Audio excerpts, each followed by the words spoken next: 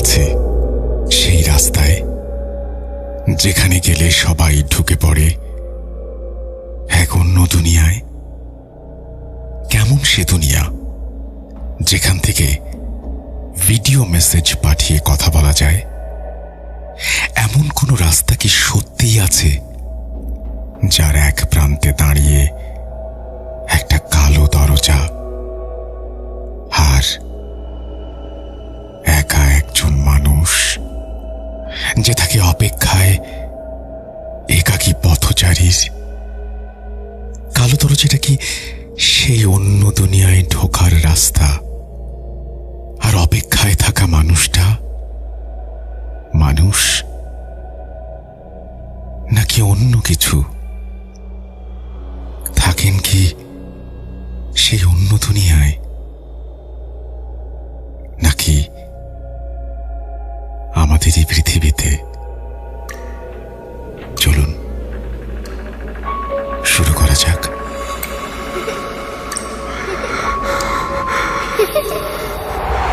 লুকোচুরি খেলবে? লুকোচুরি? তুমি লুকাও, আমি ঠিকই তোমাকে খুঁজে পাবো।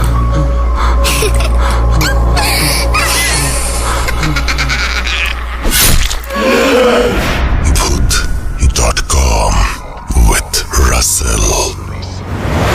Welcome back. আপনাদের সবাইকে স্বাগত জানাচ্ছি আমি রাসেল। আশা করছি আপনারা সবাই ভালো আছেন, ভালোর তলে আছেন। আমিও ভালো আছি আর ভালোর তলে আছি। নতুন একটা ঘটনায় যাব, যেভাবে লেখা আছে আমি সেভাবেই পড়ে শোনাচ্ছি। হঠাৎ অহনের মোবাইল আবার চলে উঠল। স্ক্রিনে একটা ভিডিও চালু হলো। ভিডিওটা আগে কখনো দেখা যায়নি। সেখানে দেখা গেল অহন দাঁড়িয়ে আছে সেই বিশাল কালো দরজার সামনে। তার মুখ ক্লান্ত, কিন্তু সে জীবিত, অন্তত তখনও। সে সরাসরি ক্যামেরার দিকে তাকিয়ে বলল, যদি এই ভিডিও কেউ দেখে তাহলে বুঝবে আমি এখনো ওখানে আছি। সময় এখানে চলে না, দিন নাই, রাত নাই, শুধু অপেক্ষা। অহনের কণ্ঠ কেঁপে উঠল। তারপর সে ক্যামেরা ঘুরিয়ে দেখালো, আর আমি যা দেখলাম তা আজও ভুলতে পারিনি। দরজার ওপাশে অসংখ্য মানুষ দাঁড়িয়েছিল, নীরব, স্থির। তাদের চোখ খোলা, কিন্তু কেউ নড়ছে না, কেউ কথা বলছে না, যেন তারা অপেক্ষা করছে। কিসের অপেক্ষা আমি জানতাম না, কিন্তু অহন জানত, কারণ ভিডিওর শেষ কথাটা ছিল ওরা মুক্তি চায়। আর দরজা বন্ধ না হওয়া পর্যন্ত নতুন মানুষ হারাতেই থাকবে। ভিডিওটা বন্ধ হয়ে গেল, আর তখন রাস্তার সেই কালো অবয়ব প্রথমবার আমার দিকে তাকালো। আমি শপথ করে বলছি, তার চোখের ভেতরে আমি একটা রাস্তা দেখেছিলাম, অন্তহীন, কুয়াশায় ঢাকা। আমি সেই রাস্তার শেষ মাথায় দাঁড়িয়ে, একটা দরজা যেটা ধীরে ধীরে খুলছিল, আর ভেতর থেকে আসছিল অসংখ্য মানুষের ফিসফিসানি। ফিরে এসো, ফিরে এসো। তারপর হঠাৎ সবকিছু অন্ধকার হয়ে গেল। তারপর আসসালামু আলাইকুম রাসেল ভাই, কেমন আছেন? সেটা আর নতুন করে জিজ্ঞেস করলাম না, কারণ আপনি সবসময় ভালোর দলে থাকেন। ভূত.com পরিবারের সকল সদস্য ও প্রিয় শ্রোতা বন্ধুদের প্রতি রইল আন্তরিক শুভেচ্ছা ও ভালোবাসা। আজ আমি আপনাদের সঙ্গে এমন একটি ঘটনা শেয়ার করতে যাচ্ছি, যা আমার খুব কাছের একজন বন্ধুর ফুফাতো ভাইয়ের সাথে ঘটেছে। ঘটনাটি শুনে আমিও বিশ্বাস করতে পারিনি, কিন্তু যতবার ঘটনাটি নিয়ে ভেবেছি ততবারই মনে হয়েছে এর স্বাভাবিক কোনো ব্যাখ্যা হয়তো সত্যিই নেই। ঘটনার স্বার্থে সংশ্লিষ্ট ব্যক্তিদের প্রকৃত নাম প্রকাশ করছি না, আমার বন্ধুর ফুফাতো ভাইয়ের ছদ্মনাম দিচ্ছি অহন, আর যে বন্ধুর কাছ থেকে ঘটনাটি সংগ্রহ করেছি তার ছদ্মনাম সিয়াম। সঙ্গত কারণেই গ্রামের নামটা প্রকাশ করতে পারছি না, তবে এটুকু বলতে পারি ঘটনাটি ঘটেছিল কুড়িগ্রাম জেলার ভুরুঙ্গামারী উপজেলার একটি গ্রামে। এরপর তিনি তার মোবাইল নাম্বার শেয়ার করেছেন, সেটা আমি পড়ছি না। তারপরে লিখছেন, বিশেষ অনুরোধ, ঘটনাটি সিলেক্টেড হলে জানাবেন, আর সিলেক্ট না হলেও অনুগ্রহ করে জানাবেন। আপনার একটি ছোট্ট উত্তর আমার জন্য অনেক অনুপ্রেরণার উৎস হয়ে থাকবে। দেরি না করে চলুন ঘটনায় যাওয়া যাক। আমরা সিয়ামের মুখ থেকেই শুনে আসি সেই লোমহর্ষক রহস্যময় ঘটনা।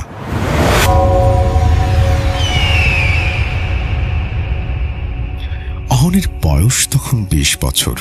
হাসি খুশি, সাহসী এবং বেশ মিশুক স্বভাবের ছেলে ছিল সে। গ্রামের অনেকেই তাকে চিনত। ভূত, প্রেত, জিন কিংবা অলৌকিক কোনো বিষয় সে কখনোই বিশ্বাস করত না। এসব নিয়ে কেউ কথা বলতে আসলে সে বরং হাসাহাসি করত। ঘটনাটি ঘটে আমাদের গ্রামের একটি নির্জন রাস্তাকে ঘিরে। দিনের বেলায় রাস্তাটি একেবারে স্বাভাবিক মনে হলেও রাত নামার পর গ্রামের বেশিরভাগ মানুষ সেই পথ এড়িয়ে চলত।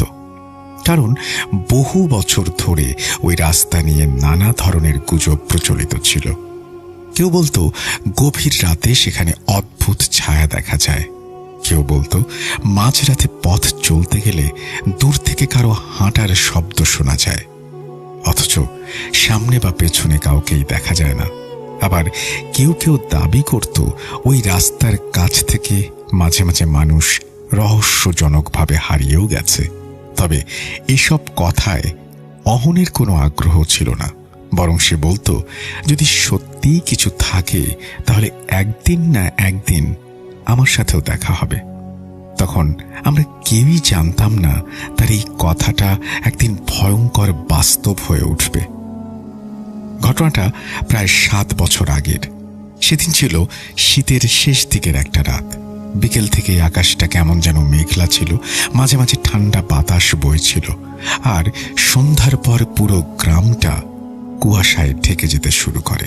সেদিন রাতে আমি আর অহন বাজারে গিয়েছিলাম। বাজার থেকে ফেরার সময় রাত প্রায় 9:30। আমরা দুজন গল্প করতে করতে হাঁটছিলাম। গ্রামের মূল রাস্তা ধরে গেলে একটু ঘুরতে হয়, কিন্তু নির্জন শর্টকাট রাস্তা দিয়ে গেলে প্রায় 15 মিনিট সময় বাঁচে। রাস্তার নাম কেউ জানত না, সবাই শুধু বলতো ওই পুরনো রাস্তা। অদ্ভুত ব্যাপার হলো গ্রামের বয়স্ক মানুষরা রাতের বেলা ওই রাস্তা ব্যবহার করত না, কারণ জিজ্ঞেস করলে তারা শুধু বলতো অকারণে রাতের পথকে বিরক্ত করতে নেই। কিন্তু আমরা এসব কথায় কখনোই গুরুত্ব দেইনি। সেদিন বাজার থেকে ফেরার সময় আমি বললাম, চল মূল রাস্তা দিয়েই যাই। অহন হেসে বলল, তুই এখনো এসবে ভয় পাস? না, ভয় না, কেমন যেন অস্বস্তি লাগে। সে হাসল, তারপর বলল, আজকে আমি ওই রাস্তা দিয়ে যাব, দেখি কি আছে সেখানে। আমি তাকে অনেক বুঝিয়েছিলাম, কিন্তু অহন ছিল একগুঁয়ে। শেষ পর্যন্ত রাস্তার মোড়ে এসে আমরা আলাদা হয়ে যাই। আমি মূল রাস্তা ধরি আর অহন একাই হাঁটা শুরু করে নির্জন পথ ধরে। সেটাই ছিল তার সঙ্গে আমার শেষ স্বাভাবিক কথা। পরদিন সকালে আমি ঘুম থেকে উঠেই খবর পাই অহন রাতে বাড়ি ফেরেনি। প্রথমে সবাই ভেবেছিল কোনো বন্ধুর বাড়িতে গেছে, কিন্তু দুপুর হয়ে গেলেও তার কোনো খোঁজ পাওয়া গেল না। তার ফোন বন্ধ, কোনো যোগাযোগ নেই।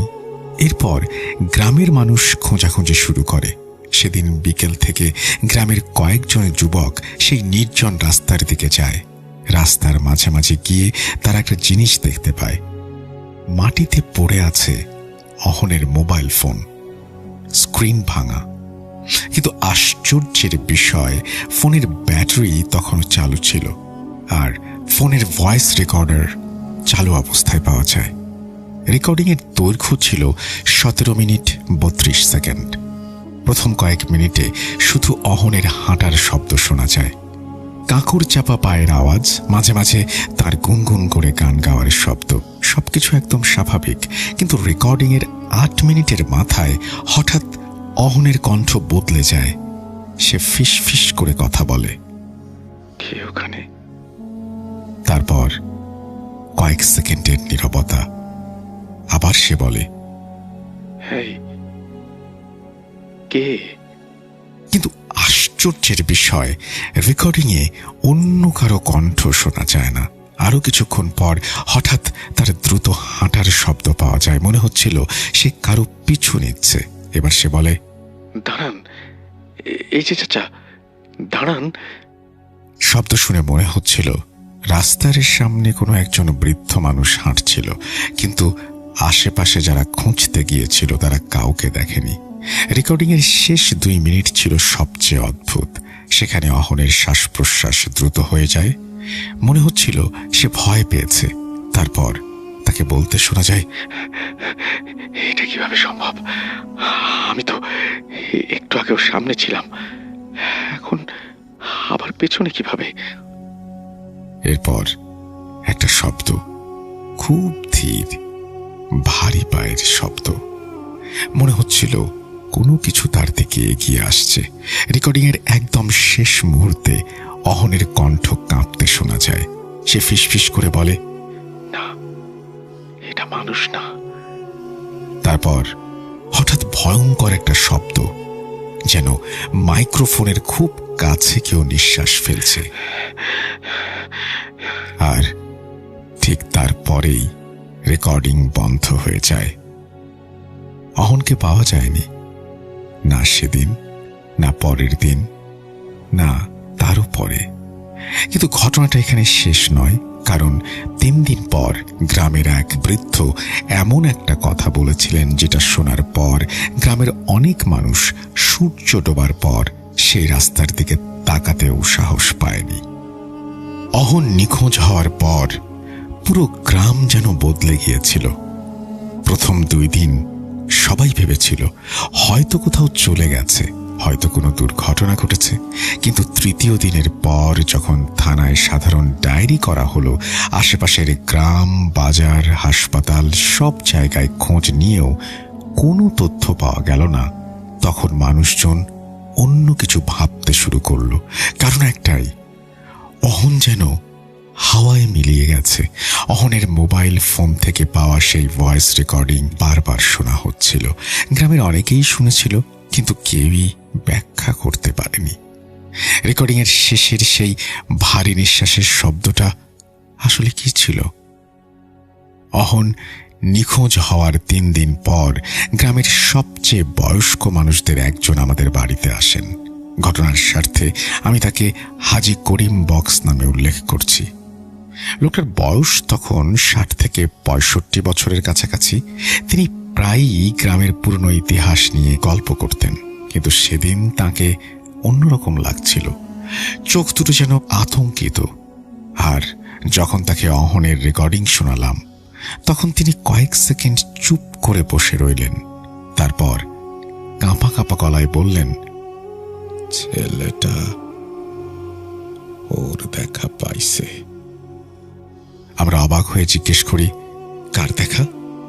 বৃদ্ধ উত্তর দিলেন না, বরং জানালার বাইরে সেই নির্জন রাস্তার দিকে তাকিয়ে রইলেন। অনেকক্ষণ পর তিনি বললেন, তোমরা কি জানো অহন প্রথম না? ঘরের সবাই চুপ। তারপর তিনি একটা একটা ঘটনা বলতে শুরু করলেন, যা গ্রামের নতুন প্রজন্মের কেউই জানত না। প্রায় 35 বছর আগের কথা। এই রাস্তা সেই একই রাস্তা যেখান থেকে একজন স্কুল শিক্ষক নিখোঁজ হয়েছিলেন। তারও আগে এক গরু ব্যবসায়ী, আর তারও আগে এক ডাকপিয়ন। 3 জনের কারোরই লাশ পাওয়া যায়নি, কোনো প্রমাণও পাওয়া যায়নি। শুধু পাওয়া গিয়েছিল তাদের কিছু ব্যক্তিগত জিনিসপত্র। একজনের জুতা, একজনের ঘড়ি, আর একজনের সাইকেল। আমি জিজ্ঞেস করলাম, কিন্তু তারা হারিয়ে গেল কিভাবে? বৃদ্ধ করিম বক্স দীর্ঘশ্বাস ফেললেন। তারপর খুব নিচু গলায় বললেন, কারণ তারা রাস্তার মানুষটাকে দেখেছিল। ঘরে তখন পিনপতন নীরবতা। তিনি বললেন, অনেক বছর ধরে গ্রামের মানুষ একটা অদ্ভুত কথা বলে আসছে। গভীর রাতে সেই নির্জন রাস্তার ওপর নাকি একজন বৃদ্ধের দেখা পাওয়া যায়। মাথা নিচু, ধীরে ধীরে হাঁটে। দূর থেকে দেখলে তাকে একেবারে সাধারণ মানুষ মনে হয়, কিন্তু সমস্যা হলো যতই তার দিকে হাঁটা শুরু করবেন ততটাই সে দূরে যেতে থাকবে। আর কেউ যদি তাকে অনুসরণ করতে থাকে তাহলে এক সময় বুঝতে হবে লোকটা আর নেই, পেছনে দাঁড়িয়ে আছে। আমার শরীর কাঁটা দিয়ে উঠল, কারণ অহনের রেকর্ডিং এর একটাই কথা ছিল, আপনি তো একটু আগে সামনেই ছিলেন, এখন পেছনে কিভাবে? করিম বক্স তখন ফিসফিস করে বললেন, ওই কথাটা আমি আগেও শুনেছি। আমরা হতভম্ব।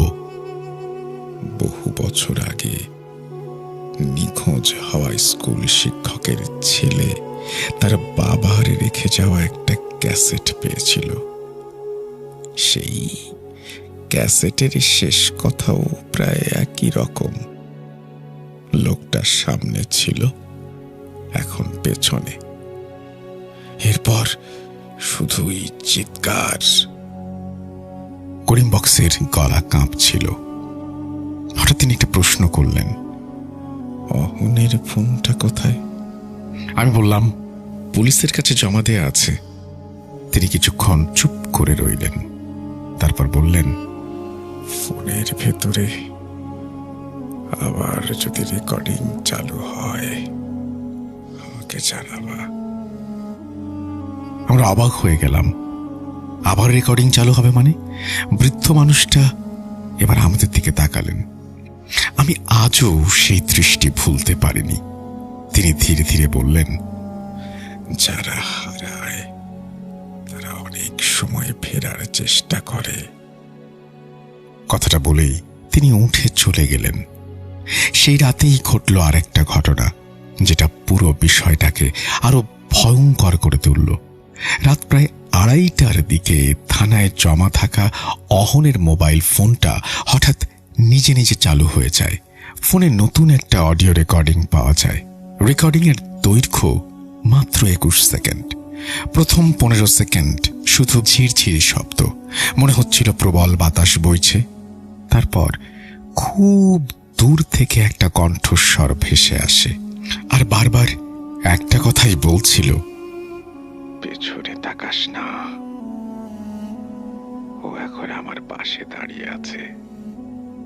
রেকর্ডিং এর শেষ 3 সেকেন্ডে আর একটা শব্দ ধরা পড়ে, একটা ভারী কর্কশ কণ্ঠস্বর, যেটা মানুষের কণ্ঠের মতো শোনালেও পুরোপুরি মানুষ ছিল না। সে মাত্র 3টা শব্দ বলেছিল, আরেকজন আসছে। তারপর রেকর্ডিং শেষ। আর ঠিক সেই রাতেই গ্রামের মানুষজন বলতে শুরু করে, গভীর রাতে সেই নির্জন রাস্তার ওপরে এখন আর একজনকে দেখা যায় না, দুজনকে দেখা যায়। একজন বৃদ্ধ আর কয়েক কদম পেছনে এক যুবক। অহনের নিখোঁজ হওয়ার প্রায় 1 সপ্তাহ কেটে গেছে, কিন্তু গ্রামের পরিস্থিতি স্বাভাবিক হচ্ছিল না। বরং যতই দিন যাচ্ছিল ততই নতুন নতুন অদ্ভুত অদ্ভুত ঘটনা সামনে আসছিল। কেউ রাতের বেলা জানালার বাইরে দাঁড়িয়ে থাকা ছায়া দেখেছে বলে দাবি করে। কেউ বলেছিল গভীর রাতে রাস্তার দিক থেকেও কারো কান্নার শব্দ পাওয়া যায়। আবার কেউ কেউ শপথ নিয়েছিল ওটা অহনের কণ্ঠ ছিল। আমি সব গুজব ভেবে উড়িয়ে দিচ্ছিলাম। পুরো গ্রাম অস্বাভাবিক নিস্তব্ধ। সেদিন করিম বক্সকে দেখে আমি চমকে উঠেছিলাম। মাত্র কয়েক দিনের ব্যবধানে লোকটা যেন 10 বছর বাড়িয়ে ফেলেছে, অর্থাৎ বেশি বয়স্ক লাগছিল। যতক্ষণ না এক রাতে করিম বক্স নিজে আমার বাড়িতে এসে হাজির হলেন। সময় তখন প্রায় রাত 11টা। বাইরে ঝিরঝির বৃষ্টি পড়ছে, আকাশে চাঁদ নেই। পুরো গ্রাম অস্বাভাবিকভাবে নিস্তব্ধ। সেদিন করিম বক্সকে দেখে আমি চমকে উঠেছিলাম। মাত্র কয়েকদিনের ব্যবধানে লোকটাকে যেন 10 বছর বেশি বয়স্ক লাগছিল। তার চোখ লাল, মুখ শুকনো আর হাত দুটো কাঁপছিল। ঘরে ঢুকেই তিনি দরজাটা ভেতর থেকে বন্ধ করে দিলেন। তারপর বললেন, আজ যা বলবো তা আমি জীবনে কাউকে বলি নাই। আমি চুপচাপ বসে রইলাম। তিনি কয়েক মুহূর্ত মাথা নিচু করে থাকলেন। তারপর ধীরে ধীরে বললেন, আমি রাস্তার মানুষটাকে দেখেছি। আমার বুকের ভেতরটা ধক করে উঠল। ঘটনাটা আজ থেকে 40 বছর আগের। তখন আমি যুবক। এক রাতে পাশের গ্রাম থেকে বাড়ি ফিরছিলাম। সময় ছিল রাত প্রায় 2টা। হাঁটতে হাঁটতে আমি দেখতে পাই অনেক দূরে একজন বৃদ্ধ মানুষ হাঁটছে। সাদা কাপড় পরা, হাতে লাঠি, মাথা নিচু। প্রথমে আমি গুরুত্ব দেইনি, কিন্তু কিছুক্ষণ পর আমি খেয়াল করলাম লোকটার সঙ্গে আমার দূরত্ব কমছে না। 10 মিনিট, 15 মিনিট, 20 মিনিট, তারপরও একই দূরত্বে। হঠাৎ আমার মনে হলো কেউ আমার কানের কাছে ফিস ফিস করে বলছে, পেছনে তাকাও। সেই কণ্ঠটা এতটা স্পষ্ট ছিল যেন আমার কাঁধের পাশেই দাঁড়িয়ে আছে। আমি ভয় পেয়ে গেলাম। আর ঠিক তখনই আমার বুকের রক্ত হিম হয়ে যায়, কারণ যেই লোকটাকে আমি এতক্ষণ দেখছিলাম সে আমার পেছনে দাঁড়িয়ে। মাত্র কয়েক সেকেন্ডের ব্যবধান। লোকটার কোনো গঠন নেই, চোখ নেই, নাক নেই, মুখ নেই, শুধু মসৃণ কালচে চামড়ার মতো কিছু, কিন্তু তবুও সে হাসছিল। হ্যাঁ, মুখ না থাকা সত্ত্বেও আমি বুঝতে পারলাম জিনিসটা হাসছে। আমি তখনও ভাবছিলাম হয়তো বৃদ্ধ বয়সের কান্না, কিন্তু করিম বক্স এরপর যা করলেন সেটা আমাকে আজও ঘুমাতে দেয় না। তিনি বললেন, ওই এক রাতে আমি একা ছিলাম না। আমার সঙ্গে ছিল আমার ছোট ভাই, নাম জলিল। জলিল তখন 15 বছরের ছেলে, আর সেই রাতেই জলিল হারিয়ে যায়। আমি চোখ সরিয়েছি মাত্র কয়েক সেকেন্ড। তারপর পাশে তাকিয়ে দেখি জলিল কোথাও নেই। চারপাশে ক্ষেত, রাস্তা, জঙ্গল সব খুঁজেছিলাম, কিন্তু কোথাও খুঁজে পাইনি। শুধু রাস্তার মাঝখানে পড়েছিল জলিলের একটা স্যান্ডেল, আর মাটিতে লম্বা লম্বা টানার দাগ, যেন কেউ তাকে মাটির ওপর টেনে নিয়ে গেছে। করিম বক্স কাঁদতে শুরু করেন। মানুষ ভাবে আমার ভাই হারিয়েছে, কিন্তু আমি জানি ও হারায়নি। আমি জিজ্ঞেস করলাম, তাহলে? তিনি আমার দিকে তাকালেন, তারপর খুব নিচু স্বরে বললেন, ও এখনো ওই রাস্তায় আছে। ঠিক তখনই ঘরের বাইরে কিছু একটা হাঁটার শব্দ হলো। ধুপ ধুপ। আমরা দুজনই চুপ হয়ে গেলাম, কারণ শব্দটা ঠিক বাড়ির সামনে এসে থেমে গেল। করিম বক্সের মুখ মুহূর্তে সাদা হয়ে গেল। তিনি কাঁপতে কাঁপতে ফিস ফিস করে বললেন, ও জানে আমি কথা বলছি। আমার গলা শুকিয়ে গেল। বাইরে তখন আর কোনো শব্দ নেই, কিন্তু কয়েক সেকেন্ড পর আমার জানালার কাঁচে ধীরে ধীরে 3 বার টোকা পড়ল। করিম বক্স হঠাৎ উঠে দাঁড়ালেন, তারপর প্রায় চিৎকার করে বললেন, জানালার দিকে তাকিও না। আমি জীবনে কোনো মানুষকে এত ভয় পেতে দেখিনি। আর ঠিক তখনই আমার টেবিলের উপরে রাখা অহনের মোবাইল ফোনটা নিজে নিজে চালু হয়ে গেল। স্ক্রিনে কোনো নাম্বার ছিল না, কোনো কল ছিল না, শুধু একটাই লেখা ভেসে উঠল, সে দরজার কাছে পৌঁছে গেছে। আমার মনে তখন একটা প্রশ্ন ঘুরপাক খাচ্ছে, কোন দরজা? অহন কোথায় পৌঁছেছে? অহনের মোবাইলের স্ক্রিনে ভেসে ওঠা সেই কথাটা, সে দরজার কাছে পৌঁছে গেছে। ঘরের ভেতরের বাতাস যেন মুহূর্তেই ভারী হয়ে উঠল। আমি আর করিম বক্স দুজনেই মোবাইলের দিকে তাকিয়েছিলাম। কয়েক সেকেন্ড পর স্ক্রিনটা আবার নিভে গেল, কিন্তু করিম বক্সের মুখের চেহারা দেখে মনে হচ্ছিল তিনি এমন কিছু দেখেছেন যার কথা তিনি বহু বছর ধরে কাউকে বলেননি। আমি তাকে জিজ্ঞেস করলাম, কোন দরজা? প্রথমে কোনো উত্তর দিলেন না, বরং জানলার দিকে তাকিয়ে রইলেন। তারপর ধীরে ধীরে বললেন, ওরা দরজার কথা জানে, মানে অহন এখন আর রাস্তায় নেই। আমার বুকের ভেতরটা মোচড় দিয়ে উঠল। করিম বক্স বললেন, আমার ছোট ভাই জলিল হারিয়ে যাওয়ার প্রায় 1 বছর পর গ্রামের একজন ফকির আমার কাছে এসেছিল। লোকটা আমাকে একটা কথাই বলেছিল, যারা ওই রাস্তা থেকে হারায় তারা মরে না, তাহলে কোথায় যায়? ফকির উত্তর দিয়েছিল, দরজার পাশে। তখন আমি কথাটার মানে বুঝতে পারিনি, কিন্তু কয়েক মাস পর একটা স্বপ্ন দেখতে শুরু করলাম। একই স্বপ্ন। বিশাল একটা ফাঁকা জায়গা, কোনো গাছ নেই, কোনো আকাশ নেই, সূর্যও নেই, শুধু কুয়াশা। আর সেই কুয়াশার মাঝখানে দাঁড়িয়ে আছে একটা দরজা, অস্বাভাবিক বড়, পুরনো কাঠের। আর দরজার সামনে সারিবদ্ধভাবে দাঁড়িয়ে অনেক মানুষ, কেউ বৃদ্ধ, কেউ যুবক, কেউ শিশু, সবাই মাথা নিচু করে দাঁড়িয়ে আছে। কিন্তু সবচেয়ে ভয়ঙ্কর বিষয়টা ছিল অন্য। লোকগুলোর মধ্যে তিনি নিজের ভাই জলিলকে দেখেছিলেন, একেবারে আগের মতো, কিন্তু তখন চোখ দুটো সম্পূর্ণ কালো। সে শুধু একটা কথাই বলেছিল, আমাকে দেখিস না। আমি তখনও বিশ্বাস করতে পারছিলাম না। ঠিক তখনই অহনের ফোন আবার কেঁপে উঠল। আমার হাত কাঁপছিল। আমি ভিডিওটা চালু করলাম। ভিডিওটা খুব অন্ধকার। প্রথম কয়েক সেকেন্ড শুধু হাঁটার শব্দ, তারপর ক্যামেরার আলোয় দেখা গেল অহন হাঁটছে, সম্ভবত সেই নির্জন রাস্তা ধরেই। সে হাঁপাচ্ছিল, তার কণ্ঠ কাঁপছিল। সে বারবার বলছিল, আমার পেছনে আছে ও, আমার পেছনে আছে। হঠাৎ ভিডিওতে ক্যামেরা ঘুরে যায়, আর কয়েক সেকেন্ডের জন্য একটু ধরা পড়ে। আজও আমি জানি না ওটা কি ছিল। দূরে দাঁড়িয়ে থাকা মানুষের মতো অবয়ব, কিন্তু উচ্চতা ছিল প্রায় 7-8 ফুট। হঠাৎ সে থেমে যায়, ক্যামেরা ধীরে ধীরে সামনে উঠে যায়, আর তখন ভিডিওতে প্রথমবারের মতো সেই জিনিসটা দেখা যায়।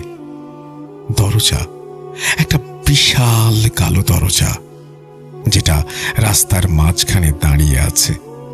অসম্ভব, ওই জায়গায় কোনো দরজা থাকার কথা না, কিন্তু ভিডিওতে স্পষ্ট দেখা যাচ্ছে দরজাটা আস্তে আস্তে খুলছে, আর ভেতর থেকে অন্ধকার বের হচ্ছে। সাধারণ অন্ধকার না, ধোঁয়ার মতো জীবন্ত কিছু। তারপর ভিডিওতে অহনের কণ্ঠ শোনা গেল, প্রথমে খুব নিচু স্বরে, তারপর চিৎকার করে, না, ওরা মানুষ না, ওরা এখনো বেঁচে আছে। করিম বক্স হঠাৎ আমার হাত চেপে ধরলেন, কারণ ভিডিওর শেষ অংশে দরজার ভেতরে দাঁড়িয়ে থাকা কয়েকজন মানুষের মুখ দেখা যাচ্ছিল। 1 জন, 2 জন, 3 জন।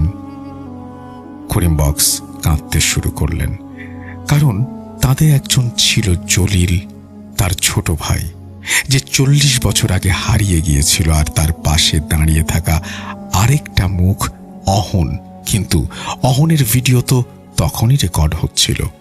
তাহলে সে একই সময়ে দরজার ভেতরেও দাঁড়িয়েছিল কিভাবে?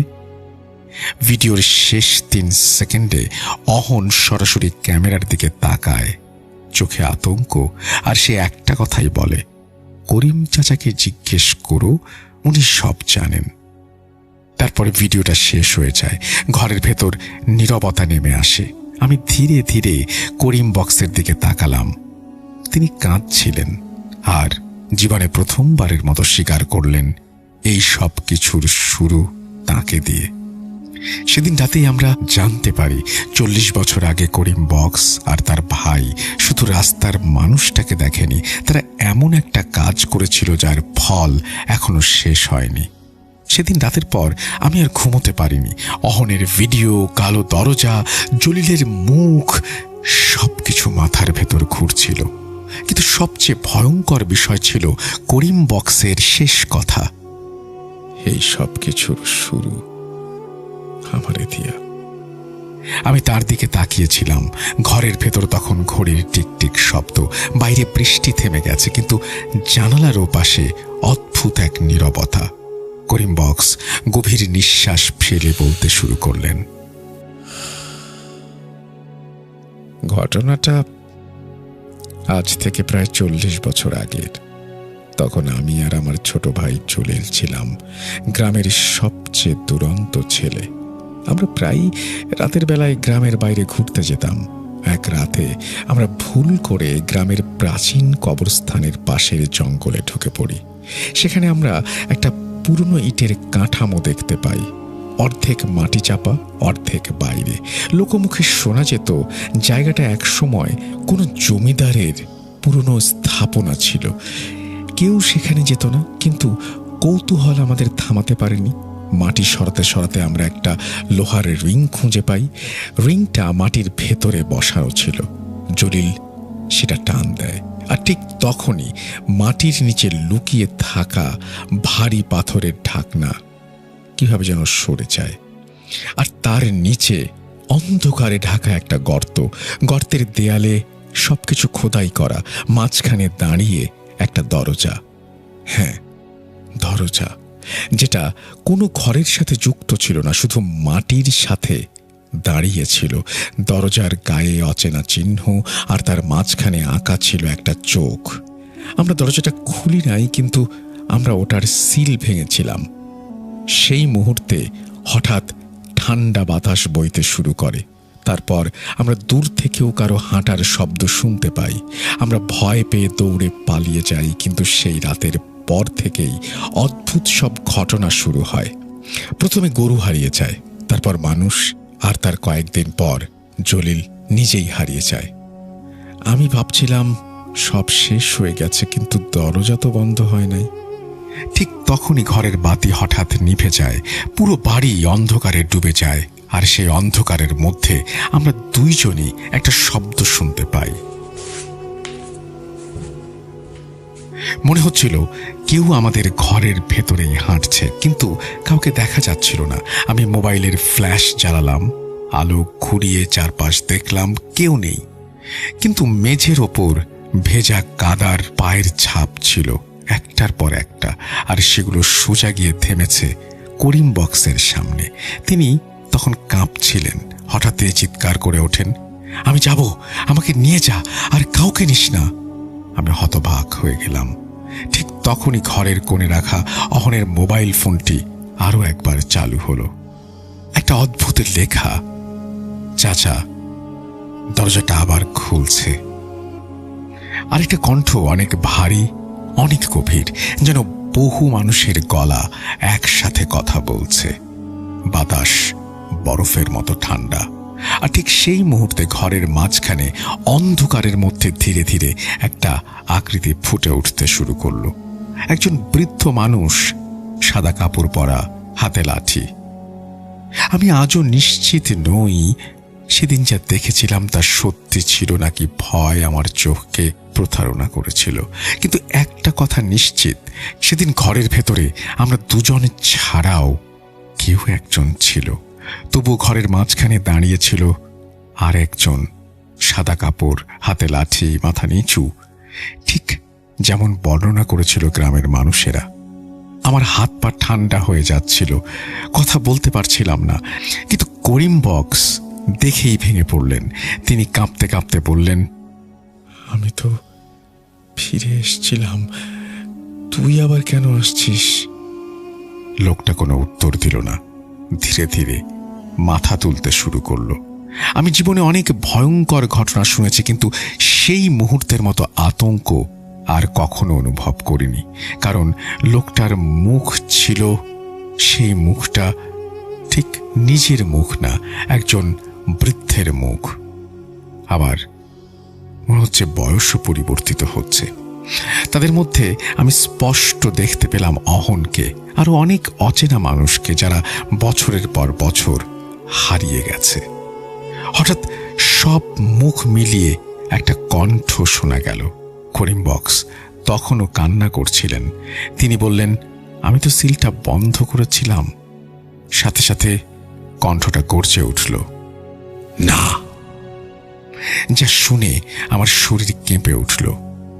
জলিলকে আমি বাঁচাতে পারতাম, কিন্তু আমি ভয় পেয়েছিলাম। ঘরে নীরবতা নেমে এলো। আমি বুঝতে পারলাম সেদিন রাতে যখন জলিল হারিয়ে গিয়েছিল তখন করিম বক্স পালিয়ে এসেছিলেন। তিনি ভাইকে রেখে পালিয়ে বেঁচে গিয়েছেন। আর সেই দিন থেকেই শুরু হয় এই অভিশাপ। প্রতি কয়েক বছর পর পর একজন মানুষ হারিয়ে যেত, কারণ দরজা একটা নতুন মানুষ চাইত। হঠাৎ অহনের মোবাইল আবারও জ্বলে ওঠে। এবার তার মুখ ক্লান্ত, কিন্তু সে জীবিত। সেখানে দেখা গেল অহন দাঁড়িয়ে আছে সেই বিশাল কালো দরজার সামনে। মুখ ক্লান্ত, সে সরাসরি ক্যামেরার দিকে তাকিয়ে বলল, যদি এই ভিডিও কেউ দেখে থাকেন তাহলে বুঝবেন আমি এখনো এখানে আছি। সময় এখানে চলে না, দিন নেই, রাত নেই, শুধু অপেক্ষা। তারপর সে ক্যামেরা ঘুরিয়ে দেয়। যা দেখলাম তা আজও ভুলতে পারিনি। দরজার ওপাশে অসংখ্য মানুষ দাঁড়িয়েছিল, নীরব, স্থির। ভিডিওটা হঠাৎ বন্ধ হয়ে যায়, আর তখন রাস্তার সেই কালো অবয়ব প্রথমবার আমার দিকে তাকালো। সবকিছু নীরব, স্থির, কেউ কথা বলছে না, যেন অপেক্ষা করছে। কিসের জন্য আমি জানতাম না, হয়তো অহন জানত। ভিডিওর শেষ কথাটা ছিল ওরা মুক্তি চায়। রাস্তা সেই কালো অবয়ব প্রথমবার আমার দিকে তাকালো। আমি শপথ করে বলছি, তার চোখের ভেতরে আমি একটা রাস্তা দেখছিলাম, অন্তহীন, কুয়াশায় ঢাকা। আর সেই রাস্তার শেষ মাথায় দাঁড়িয়েছিল একটা দরজা, যেটা খুব ধীরে ধীরে খুলছে, আর ভেতর থেকে আসছিল অসংখ্য মানুষের ফিসফিসানি। পরের ঘটনাগুলো লিখতে বসলেও আজ আমার হাত কেঁপে ওঠে, কারণ সেই রাতের পর আমি আর আগের মানুষ ছিলাম না, আর করিম বক্স না।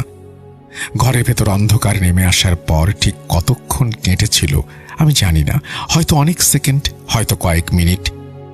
হুঁশ ফিরলে দেখি আমি মেঝেতে পড়ে আছি, আর করিম বক্স বসে আছেন ঠিক আমার জায়গায়। কিন্তু রাস্তার মানুষটা আর সেখানে নেই, শুধু মেঝের ওপর পড়ে আছে একটা পুরনো লাঠি। করিম বক্স সেটা দেখেই বুঝে গেলেন। তিনি ধীরে ধীরে লাঠিটা তুলে নিলেন, তারপর বললেন, সময় হয়ে গেছে। আমি জিজ্ঞাসা করলাম, কিসের সময়? তিনি উত্তর দিলেন না, বরং ঘরের কোণে রাখা অহনের মোবাইলটা হাতে নিলেন।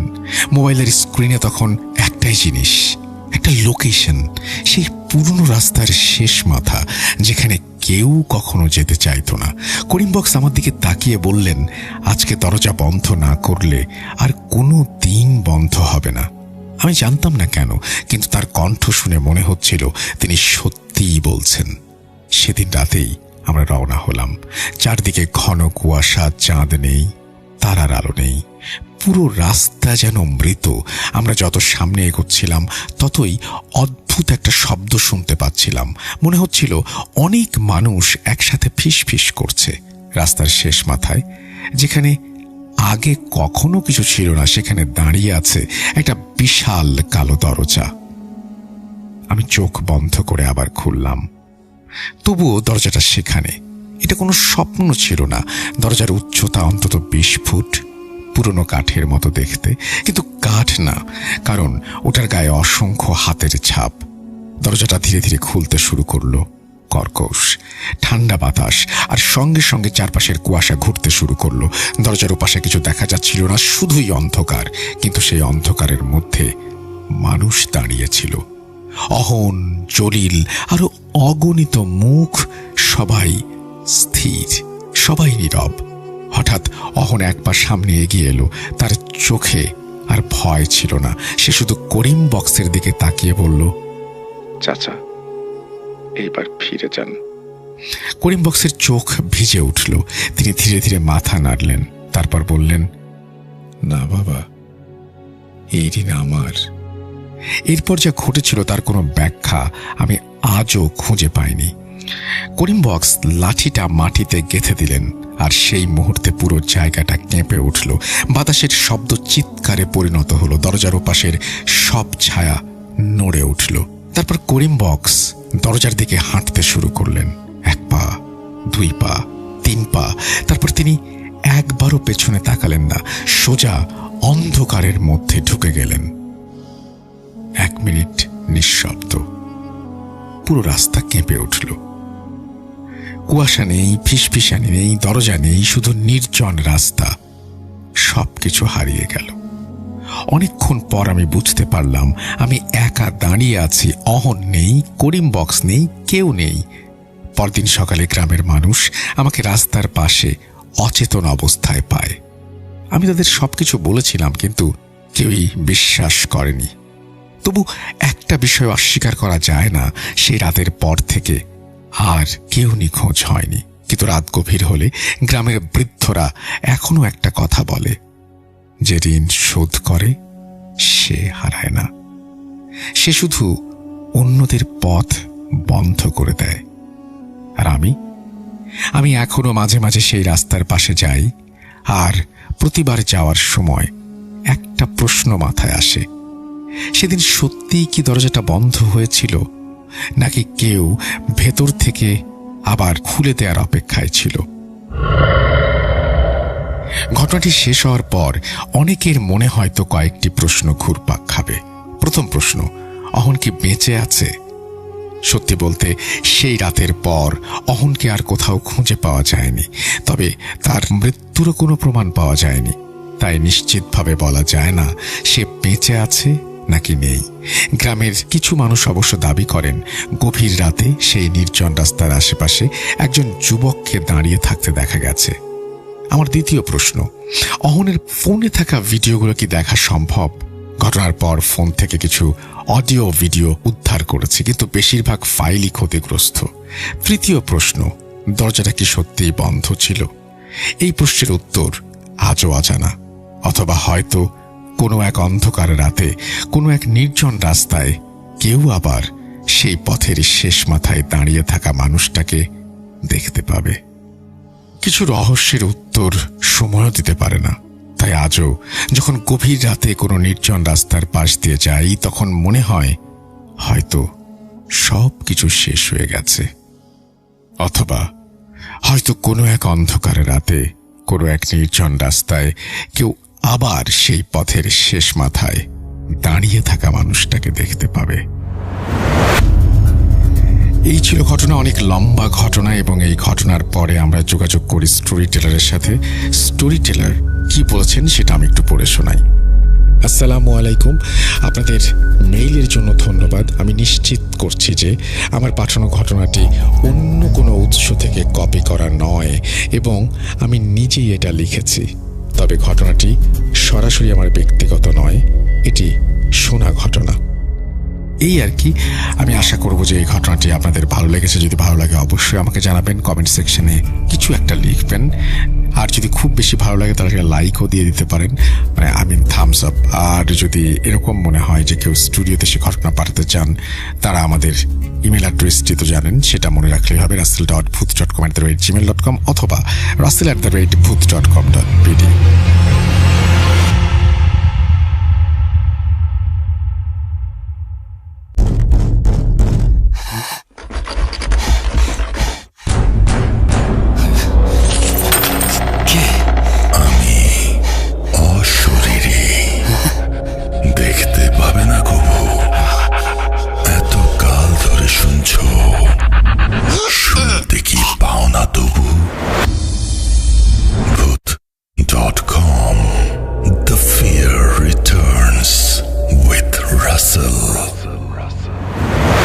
ওয়েলকাম ব্যাক, আপনাদের সবাইকে স্বাগত জানাচ্ছি। আমি রাসেল। আশা করছি আপনারা সবাই ভালো আছেন এবং ভালোর দলে আছেন। আমিও ভালো আছি আর ভালোর দলে আছি। নতুন একটা ঘটনায় যাব, আশা করছি প্রথম থেকে শেষ পর্যন্ত শুনবেন। এটি একটি অডিও ক্লিপ। চলুন কথা না বাড়িয়ে শুরু করা যাক।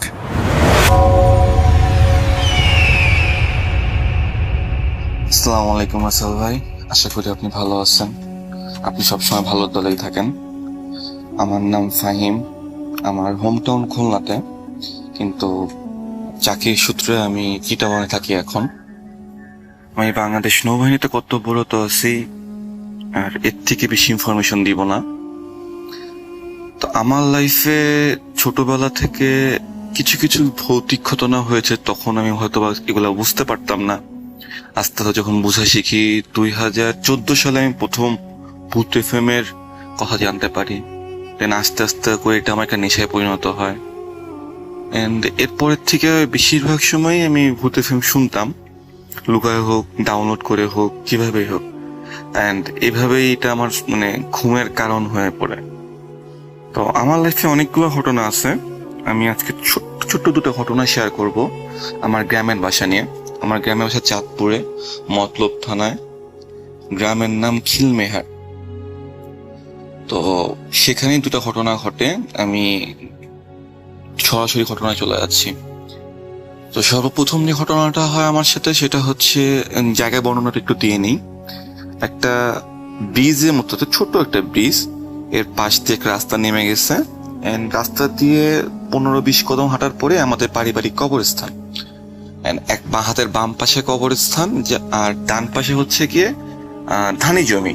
একটু দূরে যাওয়ার পরে ওই পাশে বসত বাড়ি। তো আমার সময়টা ঠিক মনে নাই, হয়তো বা রাত 10টা কি 11টা। গ্রামের সময় ওখানে সবাই ঘুমায় ওই সময়টাতে। তো আমরা ভাইরা যারা ছিল, আমার চাচুরা ছিল আমার সমবয়সী, আমরা শীতকালের সময় র্যাকেট খেলতেছিলাম আমাদের মাদ্রাসা মাঠে। তো মাদ্রাসা মাঠের থেকে র্যাকেট খেলে আসার সময় আমি তখন প্রচুর ঠান্ডা ছিল, বাট আমি খেলাধুলা করছি তো আমার গা ঘেমে গিয়েছিল। তো সেখানে আমি হাফ প্যান্টের থেকে একটু লম্বা, হয়তো বা 3/4 প্যান্ট পরা ছিলাম, এন্ড একটা গেঞ্জি পরা ছিলাম। আমার হাতে আমার সোয়েটারটা ছিল, আর আমার বাম হাতে ছিল হচ্ছে টর্চ লাইট। আমার সাথে আমার চাচাতো ভাই ছিল সামনে, আর পিছনে হচ্ছে ফুফাতো ভাই, আমি মাঝখানে। আমি যাচ্ছিলাম ওই রাস্তাটা দিয়ে আমাদের বাড়ির দিকে ব্যাক করতেছিলাম। এমন সময় হচ্ছে ডান পাশে ব্যাক করার সময় আমার কবরস্থানটা ছিল, আমি ডান দিকে তাকায়, আমার দাদা ভাইয়ের কবর ছিল বলে আমি কবরস্থানের সাধারণত যেভাবে সালাম দেয় আমি সালাম দিলাম, দিয়ে আমি বাম পাশে জমির দিকে তাকাইলাম। তো সেখানে একটা ব্ল্যাক কালারের শ্যাডো, বলে রাখি তখন মোটামুটি মানে চাঁদের আলো ছিল, আর আলোর মধ্যে আমি দেখতে পাচ্ছি অন্ধকারের ভিতরে একটা কালো অন্ধকার জমাট বাঁধা। সে হচ্ছে গিয়ে জমির যে আইল হয়, আমার থেকে 15-20 হাত দূরে একটা আইলের মধ্যে ও দাঁড়িয়ে আছে, ধাপ করে বসে পড়লো। আমি যখন ওতে তাকাইলাম, ও বসে পড়লো। বসে পড়ে মানে হরর মুভিতে যেরকম দেখায় যে মানুষ কুকুরের মতো যদি 4 হাত পাতে দৌড়ায়, সো আমার এখন গুজবাম্প হইতেছে এভাবে বলতে গিয়ে। ওরকম দৌড়ানো শুরু করলো। এন্ড আমি তখন জিনিসটা মাথায় ক্যাপচার করতে পারি নাই যে এটা কি কোনো কিছু হবে। আমি সাথে সাথে লাইটটা দিছি, আমি হয়তো ভাবছি কুকুর টুকুর হতে পারে। এন্ড টর্চ লাইট একটা মেইন ফোকাস পয়েন্ট থাকে, ফোকাস পয়েন্টটা তো যখন ওর দিকে পড়তেছে তখন ওকে দেখা যাচ্ছে না, ওখানে কিচ্ছু নেই। বাট ফোকাস পয়েন্টটা থেকে যখন ও বের হয়ে যাচ্ছে তখন দেখা যাচ্ছে। এন্ড জিনিসটা আমার থেকে সামনে দিয়ে দৌড়ানো শুরু করলো আমার দিকে, মানে আমার বরাবর না, আমার পাশ দিয়ে সামনে দিয়ে দৌড়াচ্ছে। প্রায় 5-7 সেকেন্ডের মতো আমি জিনিসটাকে দেখেছি। আমি সামনে আমার ভাইয়া ছিল, ওকে বললাম যে এই সাইডে তাকায় দেখো তো এটা কি। ও তাকাচ্ছে না, আমার পিছনে যে সেও তাকাচ্ছে না, আমি তাকায় আছি। দেন আমি বাসায় আসলাম, বাসায় আসার পরে ওরা আমাকে যাওয়ার সময় বললো যে ভাইয়া ওই জায়গাটা একটু খারাপ, ওই জায়গাতে এরকম অনেক কিছুই দেখা যায়, আমরা সাধারণত দূর থেকে তাকাই না। এন্ড এরপরে আমি একটু খোঁজ নিলাম বাড়িতে তো সাধারণত ওইভাবে যাওয়া হতো না। তখন বললাম আমার বাসায় একটা জিন আছে, উনি হচ্ছে গিয়ে হুজুর টাইপের জিন, উনি আমাদের বাসা রক্ষা করে। এন্ড অনেক ঘটনা থেকেই উনি রক্ষা করে, মানে আমাদের সেভ করে বাসাকে। সো এটা হচ্ছে প্রথম ঘটনা ছিল আমার এক্সপিরিয়েন্স করা আমার গ্রামের বাসায়। যে দ্বিতীয় আরেকটা ঘটনা আছে, এটা হয়তো বা ওই ঘটনাটি 2 থেকে 3 বছর পরে আমি আবার গেছিলাম যখন। এটাও এরকম শীতকালের সময় গিয়েছিলাম, আমরা র্যাকেট খেলতেছি মাদ্রাসার মাঠে, চাচুরা ভাইয়ারা সবাই মিলেই খেলতেছি। আমার সমবয়সী মোটামুটি সবাই স্মোকিং করে, তো আমরা র্যাকেট খেলতেছি, আমরা পাশে বসে বারান্দার মধ্যে বসে আমরা স্মোকিং করতেছি। ওইখানের প্লেসটা যদি বলি যে বারান্দা, তার পাশে হচ্ছে গিয়ে একটা ছোট মাঠ, And তার পাশে হচ্ছে আমাদের বাড়ির পিছনের পুকুরটা। পুকুরে যে পাড় দিয়ে আমাদের কবরস্থানের পর আমাদের খেলার মাঠটা ছিল। আর বিষয়টা এরকম ছিল যে আমরা যেখানে খেলতেছি সেখানে কবরস্থানটা দেখা যায় না, কারণ মাঝখানে একটা টিনের ঘর আছে। তো আমরা যারা স্মোকিং করতেছি, তখন রাত প্রায় 1:30-2টার মতো বাজে। হুট করে একটা সুন্দর আতরের গন্ধ আসলো। আমি কখনো এরকম সুন্দর একটা গন্ধ বা এত সুন্দর মানে আমাকে কেন জানি না জিনিসটা অন্যভাবে ইফেক্ট করতেছিল। এন্ড আমি শুধু একা না, আমরা আশেপাশে সবাই গন্ধটা পাচ্ছিলাম। সুগন্ধটার দিকে যখন আমরা ফোকাস করলাম যে কোথা থেকে আসছে, আমি নিজে দেখলাম, আমার সাথে আমার ভাইয়েরাও ছিল, তারাও দেখলো যে সাদা কালারের জুব্বা পরা প্রায়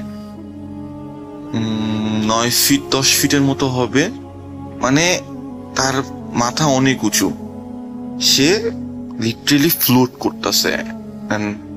এমন না যে সে হাঁটতেছে, সে মাটির উপর দিয়ে ফ্লোট করে করে পাশে হচ্ছে গিয়ে আমাদের আম বাগানের দিকে হেঁটে যাচ্ছে। এন্ড আমি মানে আমরা কি বলবো, আমরা ওই সময় খুবই ভয় পাই, সবাই ভয় পাই। সাথে সাথে আমরা সিগারেট ফেলে দিয়ে বলি যে এখানে সিগারেট খাওয়া ঠিক হয়নি আমাদের, আমরা এভাবে এখানে না খাওয়াই বেটার। আমরা সাথে আমরা সবকিছু প্যাকিং করি, লাইট টাইট সবকিছু ঢুকিয়ে নেট টেট খুলে আমরা বাসায় চলে আসি। এরপরে আমার জ্বর আসে। তো আমি প্রচন্ড ভয় পেয়েছিলাম ওই সময়। আমি লিটারেলি এখন আমার গুজগাম হতে 2টা ঘটনা বলতে চাই।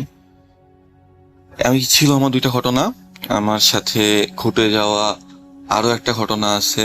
প্রায় 3 বছর টানা আমার সাথে একটা জিন ছিল, মেয়ে জিন। তো এটাকে জিন বলে কি পরি বলে আমি সঠিক বলতে পারবো না, আমার নানুমণি বলতো পরি। সো হ্যাঁ, ওর সাথে আমি কথাও বলছি। এই ঘটনা হয় একটু বড় সড়ো ঘটনা, তো আর একদিন বলে শোনাবো।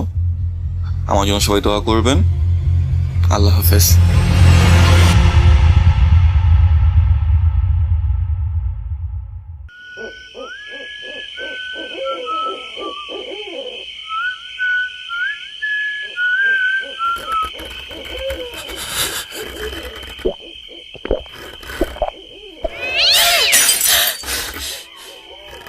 আজ আবার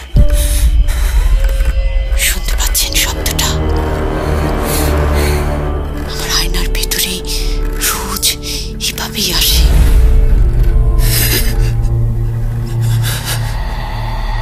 Bhoot.com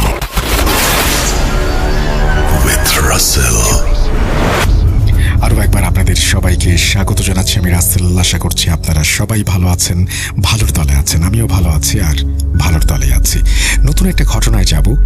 আগের অডিও ক্লিপটি কেমন লেগেছে অবশ্যই আমাদের জানাবেন। আজকের এই পর্বটি যদি ভালো লাগে তাহলে অবশ্যই শেয়ার করুন আপনার বন্ধুর সাথে, কাছের মানুষের সাথে। আমরা চলে যাব আমাদের পরবর্তী ঘটনায়।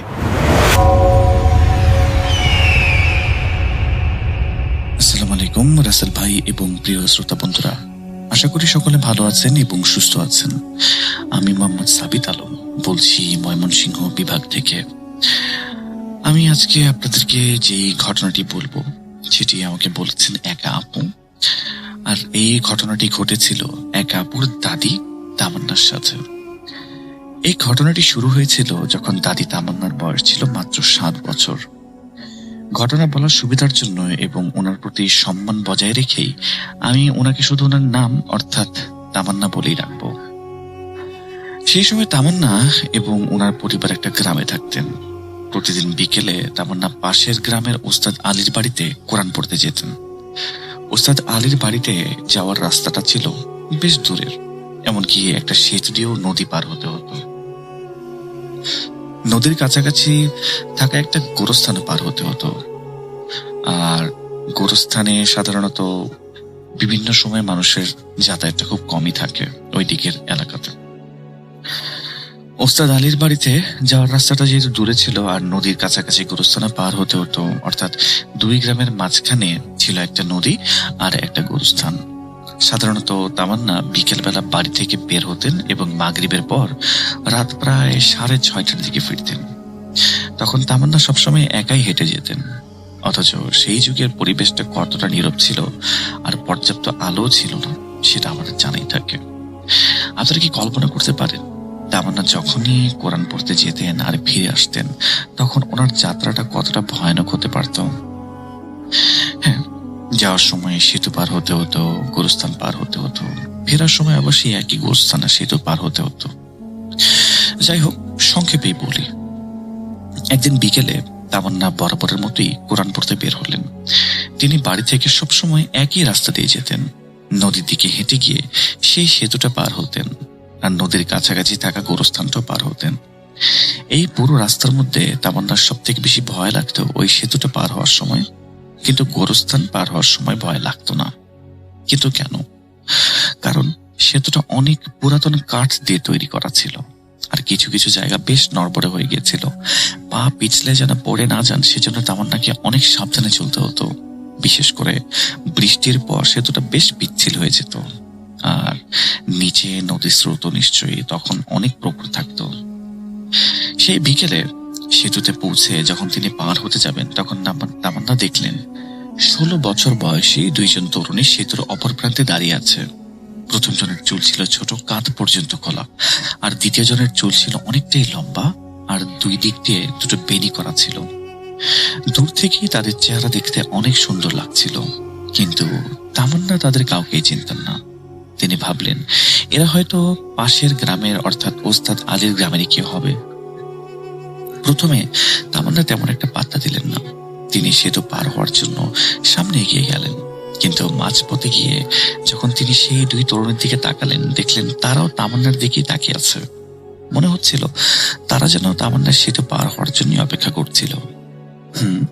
পার হওয়ার জন্য নয়, তারা যেন তামান্নার জন্য অপেক্ষা করছিল।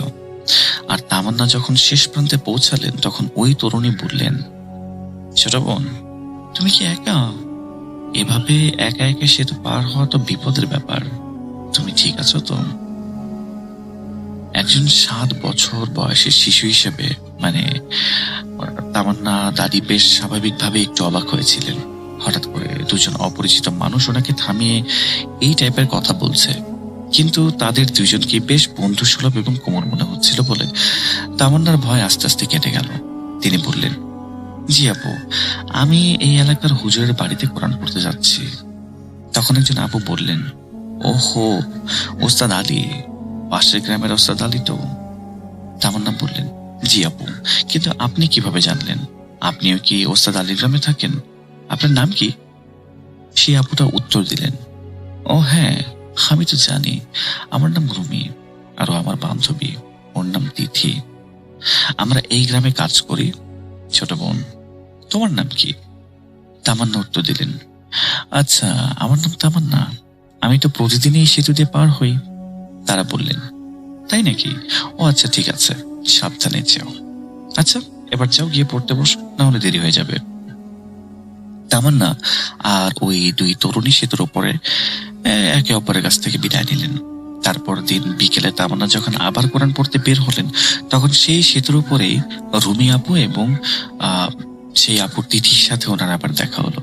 তবে পার্থক্য হলো এবার আপু রুমি আর আপু তিথির হাতে বাজারের ব্যাগ ঝোলানো ছিল। তামান্নাকে দেখে রুমি আপু আর তিথি আপু বললেন, আরে তামান্না, আবার দেখা হয়ে গেল। তামান্না বললেন, জি আপু, আপনারা কি বাজার করে ফিরছেন? তারা বললেন, হ্যাঁ, বাজার করে ফিরছি, এগুলো আমাদের মালিকের বাজার। আমরা তোমার গ্রাম থেকে সবজি, ফলমূল আর রান্নার নানা জিনিসপত্র কিনে আনলাম। এই দ্বিতীয় সাক্ষাতে তামান্না রুমি আপু আর তিথি আপুর সাথে বেশ সাবলীল ভাবেই গল্প করলেন। কথার ফাঁকে ফাঁকে তামান্না জানতে পারলেন যে প্রতিদিন বিকেলবেলা তিথি আপু এবং রুমি আপু তামান্নাদের গ্রাম থেকে বাজার করে ফেরেন। তারপর রাত সন্ধ্যা 6:30টার দিকে তারা কাজ শেষ করে নিজেদের গ্রামে ফেরার জন্য আবার সেই সেতু দিয়ে যান। আপনারা যদি খেয়াল করেন তাহলে দেখবেন তাদের সময় রাস্তাটা কিন্তু একদম তামান্নার কোরআন পড়ার রুটিনের সাথে মিলে যায়। বিকেলে যখন রুমি আপু আর তিথি আপু বাজার করে ফেরেন ঠিক সেই সময় তামান্না গ্রামে ওস্তাদ আলীর বাড়ির উদ্দেশ্যে বের হন। ঠিক একইভাবে সন্ধ্যা 6:30টার দিকে ওই দুই আপু যখন কাজ শেষ করে বাড়ি ফেরেন তখন তামান্নাও কোরআন পড়া শেষ করে বাড়ির পথে আসে, তাই না? ফলে প্রতিদিনই একই সময় সেতুতে তাদের দেখা হতো। রুমি আপু আর তিথি আপুর সাথে পরিচয় হওয়ার পর থেকে তামান্নার কখনোই ওই সেতু পার হতে ভয় পেত না। এখন যখন তিনি কোরআন পড়তে যেতেন বা ফিরে আসতেন, সবসময় তারা ওনার সাথে থাকবেন বা থাকতেন, এমনই একটা অবস্থা হয়ে গেছিল। তামান্না রুমি আপু আর তিথি আপুকে একবারে নিজের বড় বোনের মতোই ভাবতে শুরু করেছিলেন। তাদের এত বেশি দেখা হতো, তারা তামান্নাকে সঙ্গ দিতেন, এমনকি সেতুর একদম শেষ প্রান্ত পর্যন্ত এগিয়ে দিয়ে আসতেন। বাড়িতে পরিবারের কারোর সাথে ঝগড়া হলে তামান্না ওই সেতুতে গিয়ে তাদের সাথে মনের কথা খুলে ফেলতেন। আর এই দীর্ঘ সময় ধরে তাদের দেখা কেবল সেতুতেই হতো। আসলে তামান্নার খুব ইচ্ছে ছিল তিথি আপু আর রুমি আপুকে নিজের বাড়ি ঘোরানো, কিন্তু তিথি আপু বা রুমি আপু সেটা করতে দেননি। এটা আর কি হয়ে ওঠেনি। তাদের তিনজনের সম্পর্ক বছরের পর বছর চলতে থাকে। অবশেষে যখন তামান্নার বয়স 13 বছর হয়, অর্থাৎ 6 বছর পার হয়ে যায়, তাদের এই বন্ধুত্বের পরে একটা ভয়ঙ্কর সত্য সামনে চলে আসে। ঘটনাটা হলো, সেদিন বিকেলে তামান্না বরাবরের মতোই কোরআন পড়তে বের হয়েছিলেন। এরপর সেতুতে যখন রুমি আপু আর তিথি আপুর সাথে ওনার দেখা হলো, তখন তারা বললেন, ছোট বোন, আজ ফিরতে বেশি রাত করো না তুমি। রুমি আপু আর তিথি আপু তোমার জন্য এখানে অপেক্ষা করবে। তামান্না বললেন, কিন্তু কেন আপু, রোজ সন্ধ্যায় তো আমাদের এখানে দেখা হয়। তারা বললেন, তবে মাঝে মাঝে তো তোমার ফিরতে অনেক রাত হয়ে যায়। তুমি তো কখনো নিজের বন্ধুদের সাথে খেলতেও দাঁড়িয়ে যাও। আজ কোরআন পড়া শেষ করে সোজা চলে আসবে। তামান্না জিজ্ঞেস করলেন, সত্যি করে বলেন তো, কিছু হয়েছে নাকি আপু? তারা বললেন, কিছু হয়নি, তবে তুমি জেনে রাখো রুমি আপু আর তিথি আপু তোমার জন্য এখানেই অপেক্ষা করবে। কথোপকথনটা আসলে একটু অদ্ভুতই মনে হচ্ছিল, কিন্তু কোরআন পড়তে যাওয়ার তারা থাকায় তামান্নার বেশি কিছু জিজ্ঞেস করার সুযোগ পেলেন না। তামান্না শুধু তাদের সালাম করে বললেন, ওকে, ঠিক আছে, আমি তাহলে এখন যাই, পরে এখানে আবার দেখা হবে। ঠিক যখন তারা হাত মেলালেন, তামান্না চমকে উঠলেন, কারণ আপু তিথি আর আপু রুমির হাত ছিল একেবারেই ঠান্ডা, একদম বরফের মতো ঠান্ডা। তামান্না দাদি এভাবেই পড়েছিলেন। তামান্না তখন খেয়াল করে দেখলেন যে তাদের চেহারা ফ্যাকাশে হয়ে আছে। তিনি ভাবলেন, আপুদের আবার অসুখ হলো নাকি। আসলে তামান্না তাদের শরীরের অবস্থা সম্পর্কে জিজ্ঞেস করতে চেয়েছিল, কিন্তু তার আগেই তারা বলে ওঠে, ঠিক আছে ঠিক আছে, এবার তুমি যাও, রওনা দাও, এখানে বেশিক্ষণ থেকো না, তাহলে তোমার পড়তে দেরি হয়ে যাবে। তামান্না তাই আর কিছু জিজ্ঞেস করার ইচ্ছেটা বাদ দিলেন। তিনি সাথে সাথে সালাম জানিয়ে তড়িঘড়ি করে ওস্তাদ আলীর বাড়ির দিকে পা বাড়ালেন। কোরআন পড়া শেষ হওয়ার পর কথা অনুযায়ী তামান্না সরাসরি বাড়ির দিকে রওনা হলেন। একদম সোজা পথ ধরলেন। মাঝ রাস্তায় গ্রাম থেকে বেশ দূরে থেকেই তামান্না দেখতে পেলেন যে রুমি আপু আর তিথি আপু সেতুর প্রান্তে অপেক্ষা করছেন। তামান্না দাদি হালকা দৌড়ে তাদের কাছে গিয়ে বললেন, আপু আমি চলে এসেছি। আসলে ব্যাপারটা কি আপু, আপনারা হঠাৎ করে আমাকে এত তাড়াতাড়ি ফিরতে বললেন কেন, কি হয়েছে? ওনারা হাসি মুখে উত্তর দিলেন, ছোট বোন, তুমি তো এখন বড় হয়ে গেছো, এখন তো একা একাই সেতু পার হতে পারো, তাই না? কাল থেকে কিন্তু আপু রুমি আর আপু তিথি তোমাকে সঙ্গ দেবে না, তোমাকে তারা এগিয়ে দেবে না। ওনারা এভাবেই বলছিলেন। তামান্না জিজ্ঞেস করলেন, কেন আপু, আপনারা কি কোথাও যাচ্ছেন? আপনারা কি সিক নাকি? ওনারা বললেন, আমরা মোটেও অসুস্থ নই, আজ রাতে আমরা শহরে ফিরে যাব। মানে আমরা অন্য একটা শহরে থাকি, যে শহরটার নাম হচ্ছে আমরা আর এই গ্রামে কাজ করছি না ছোট বোন। তামান্না বললেন, কি বলছেন আপু? আপু আপনারা কোথায় যাবেন? আপনারা এখানকার স্থানীয় নন, আর এটা কেমন নাম গ্রামের বা শহরের? ওনারা বললেন, না বোন, আমরা তো এখানে শুধু বাহিরের মানুষ, আর এখানে কাজ পেয়েছি বলেই শুধু বাসা ভাড়া করে থাকতাম। তামান্না বললেন, হায় আল্লাহ, আমি তো এখন আপনাদের বাড়ি গিয়ে ঘোরারই সুযোগ পেলাম না, এর মধ্যেই চলে যাচ্ছেন। ওনারা বললেন, হ্যাঁ রে বোন, ক্ষমা করে দিস, কখনো যদি সুযোগ হয় তাহলে আমরা আবার একসাথে ঘুরবো। এই কথায় তামান্না ভীষণ কষ্ট পেলেন, কারণ তিনি তো এই আপুদের সাথে অনেকটা ঘনিষ্ঠই হয়ে পড়েছিলেন। তামান্নাকে সান্ত্বনা দেওয়ার জন্য রুমি আপু এবং তিথি আপু ওনাকে কিছু কয়েন দিলেন, মানে কিছু খুচরো পয়সা। তারা বললেন, আর মন খারাপ করো না, এই নাও, এগুলো নিয়ে কিছু কিনে খেও। তামান্না টাকাগুলো নিলেন ঠিকই, কিন্তু তখন ওনার মনে খুব খারাপ লাগা কাজ করছে। ওনারা আবার বললেন, চলো এবার বাড়ি ফিরে যাই, তোমার মা বাবা নিশ্চয়ই তোমার জন্য অপেক্ষা করছে। কোনো কথা না বলে তামান্না সরাসরি ওই দুই আপুর হাত ধরলেন, বাম পাশে তিথি আপু আর ডান পাশে রুমি আপু। ওনারা হাঁটতে শুরু করলেন। তারা সত্যি একেবারে হাত ধরে একসাথে সেতুটা পার হচ্ছিলেন। সেই মুহূর্তে তামান্না অনুভব করলেন তাদের দুজনের হাত ভীষণ ঠান্ডা বরফের মতো। ওনার মনে হলো ওনারা নিশ্চয়ই অসুস্থ। তামান্না জিজ্ঞেস করলেন, আপুরা, আপনারা কি অসুস্থ হয়ে পড়েছেন? ওনারা বললেন, কই না তো, আমরা তো সুস্থই আছি, হয়তো একটু ক্লান্ত লাগছে, কারণ আজই তো কাজের শেষ দিন। এই উত্তর শোনার পর তামান্না আর কোনো কথা জিজ্ঞেস করলেন না। এরপর ওনারা এক নাগাড়ে হাঁটতে থাকলেন আর দুজন ওনাকে এগিয়ে দিলেন। আর এক সময় তারা গ্রামের দিকে সেতুর প্রান্তে পৌঁছালেন। বিদায় বেলা তারা একে অপরকে জড়িয়ে ধরেছিলেন, কোলাকুলি করেছিলেন। এরপরে তামান্না নিজের বাড়ির দিকে যাওয়ার জন্য বিদায় নিলেন। আলাদা হয়ে যাওয়ার পর তামান্না নিজের কষ্ট চেপে রাখতে পারলেন না। উনি সেখানেই কেঁদে ফেললেন আর শেষবারের মতো রুমি আপু আর তিথি আপুকে দেখার জন্য পেছন ফিরে তাকালেন। তামান্না ওনার সেই দুই আপুকে অপলক দৃষ্টিতে দেখতে চাইছিলেন, কারণ তারা তো শহরে ফিরে যাচ্ছিলেন। কিন্তু তিনি যা দেখলেন তা ছিল চমকে ওঠার মতো। আপনারা জানেন, তামান্না যখন পেছনে ফিরে তাকান ঠিক সেই মুহূর্তে তিথি আপু আর রুমি আপু উল্টো দিকে পথ হাঁটতে শুরু করেছিল। স্বভাবতই তখন কেবল তাদের দুজনের পিঠ দেখা যাচ্ছিল। আর তখনই তামান্না দেখলেন তাদের পিঠের স্পাইনের প্লেটের সামনে অনেক বড় একটা গর্ত হাঁ করে আছে, অর্থাৎ পিঠের মাঝখানে অনেক বড় একটা গর্ত। ভিতরে অঙ্গ প্রত্যঙ্গ গুলো বেরিয়ে আসছিল আর সেই গর্ত থেকে প্রচুর পরিমাণে পোকা ছড়ছিল। আস্তাগফিরুল্লাহ, এটা কি? তামান্না অবাক হয়ে শুধু এই কথাটাই বলতে লাগলেন। তিনি যেন পাথরের মতো জমে গিয়েছিলেন। আর সব থেকে অবাক করার বিষয় হলো, রুমি আপুর তিথি আপু বাড়ির দিকে হাঁটছিলেন না, বরং তারা সেতু পার হয়ে গোরস্থানের দিকে যাচ্ছিলেন, কাছে সেই গোরস্থানটার দিকে। এই জিনিসটা দেখে ওনার গায়ে কাঁটা দিয়ে উঠল। তারা সেখানে ঢুকে চোখের পলকে গায়েব হয়ে গেলেন। রুমি আপু আর তিথি আপু চোখের আড়ালে যাওয়ার পরেই তামান্না সেখানে অজ্ঞান হয়ে পড়ে গেলেন। দাদি সাথে সাথে জ্ঞান হারিয়ে ফেলেছিলেন সেখানে। এরপর কেবল রাত 8টা বাজে।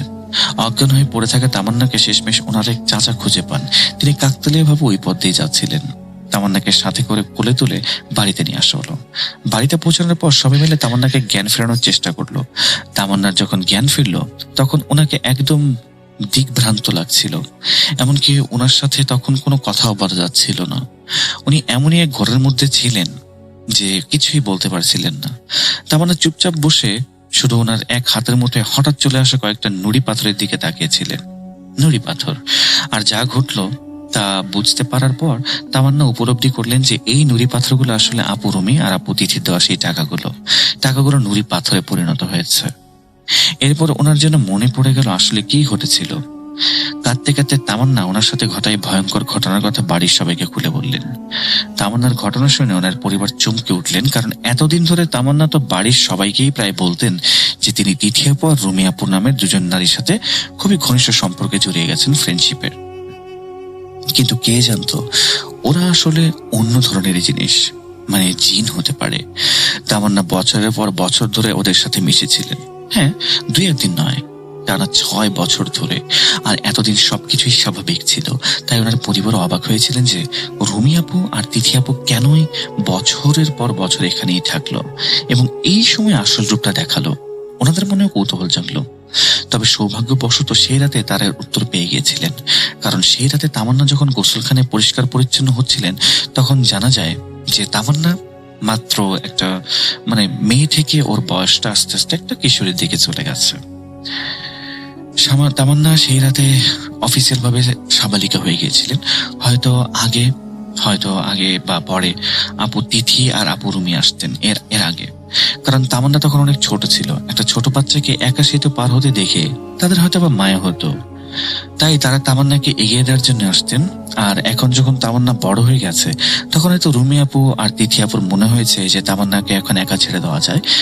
আর সেই রাতের পর থেকে তামান্না আর কখনোই তাদের সাথে দেখা করতে পারেননি, একবারে কখনোই দেখা হয়নি। এমনকি এখনো তামান্না সেই ঘটনার কথা ভুলতে পারেননি। যদিও শেষটা বেশ ভয়ঙ্কর ছিল, কিন্তু তামান্নার হৃদয়ে তিথি আপু এবং রুমি আপুর জন্য সবসময় ভালো জায়গাটাই ছিল। এখন যখন এই ঘটনার পরে তামান্না পুরা হুজুরের সাথে কন্ট্যাক্ট করেন, তখন হুজুর জানান যে জঙ্গলের ভেতরে কিছু সত্তা থাকে যাদের বিভিন্ন টাইপের নাম দেওয়া থাকে, লোকাল টাইপের বিভিন্ন ধরনের নাম, বিভিন্ন ধরনের টাইটেল দেওয়া থাকে। এরা তাদের মধ্যেই কোন একটা মানে সত্তা হতে পারে বা জিন। এদের কাজ হচ্ছে যাদেরকে এরা পছন্দ করে তাদেরকে শেল্টার দেওয়া বা সেফটি দেওয়া, কিন্তু এরা অ্যাকচুয়ালি ভালো জিন নয়।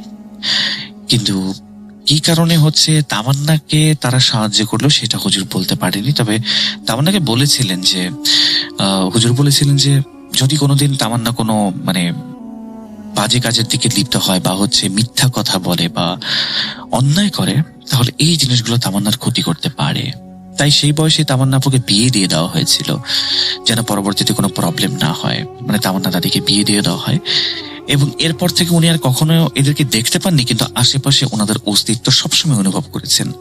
মাঝে মাঝে তামান্না দাদি যখন রাতের বেলা শুয়ে থাকতেন একা একা, তখন উনি জানালার বাইরে থেকে শুনতে পেতেন যে দুইজন আপু, তিথি আপু আর মীরা আপু ওনাকে ডাকছে, খুব জোরে জোরে জোরে ডাকছে। এবং রাতের বেলা ঘরের ভেতরে ওই আপু দুটোর পায়ের আওয়াজ পাওয়া যেত এবং মাঝে মাঝে শ্যাডো দেখা যেত। এমনও হয়েছে যে এই সত্তাগুলো আপুকে মাঝে মাঝে মানে দাদিকে মাঝে মাঝে ভয়ও দেখিয়েছে, খুব ভয় দেখিয়েছে। রাতের বেলা বাথরুমে গেলে বাইরে থেকে দরজা নক করা বা দরজা খুলে ফেলা, এরকম টাইপের জিনিসপত্রগুলো হয়েছে। হুজুরের সাথে এরপরে কন্ট্যাক্ট করলে হুজুর বলেন, বিভিন্ন টাইপের দোয়া কালাম দেন এবং আমল দেওয়ার মাধ্যমে জিনিসগুলো সমাধান হয়। এই ছিল তামান্না দাদির ঘটনা, যাকে বছরের পর বছর ধরে এমন দুজন বড় বোন এগিয়ে দিতেন যারা আসলে মানুষ ছিল না। হ্যাঁ, রুমি আপু আর তিথি আপু তারা আসলে মানুষ ছিল না, যাদের আসল পরিচয় ফাঁস হয়েছিল ঠিক তখনই যখন তামান্না দাদি সাবালিকা হয়ে উঠলেন। যাই হোক না কেন, তাদের উদ্দেশ্য ভালো ছিল বা খারাপ সেটা জানি না, তবে এই ধরনের পরিস্থিতিতে কেউ যেন না পড়ে সেই দোয়াই করব। আমি জানি ঘটনাটা আপনাদের কাছে খুব বেশি ভয়ঙ্কর লাগবে না। কিছু কিছু ঘটনা এমন থাকে ভয়ের থেকে রহস্যটা বেশি থাকে। কেন, কি বা কি কারণে এমন হলো, সেই জিনিসগুলি আসলে জানতে না পারলে কিছু কিছু জিনিসের রহস্য আমাদের মনে থেকে যায়, এবং সেই রহস্যতার ভিড়ে আসলে মানে ভিত্তিতে আমি ঘটনাটা আপনাদের সাথে শেয়ার করলাম। ভালো লাগলে সকলকে ধন্যবাদ জানাই, আর ভালো না লাগলে I am really sorry for that. সকলে ভালো থাকবেন, সুস্থ থাকবেন। আমি মোহাম্মদ সাবিত আলম ময়মনসিংহ থেকে বিদায় নিচ্ছি। আসসালামু আলাইকুম।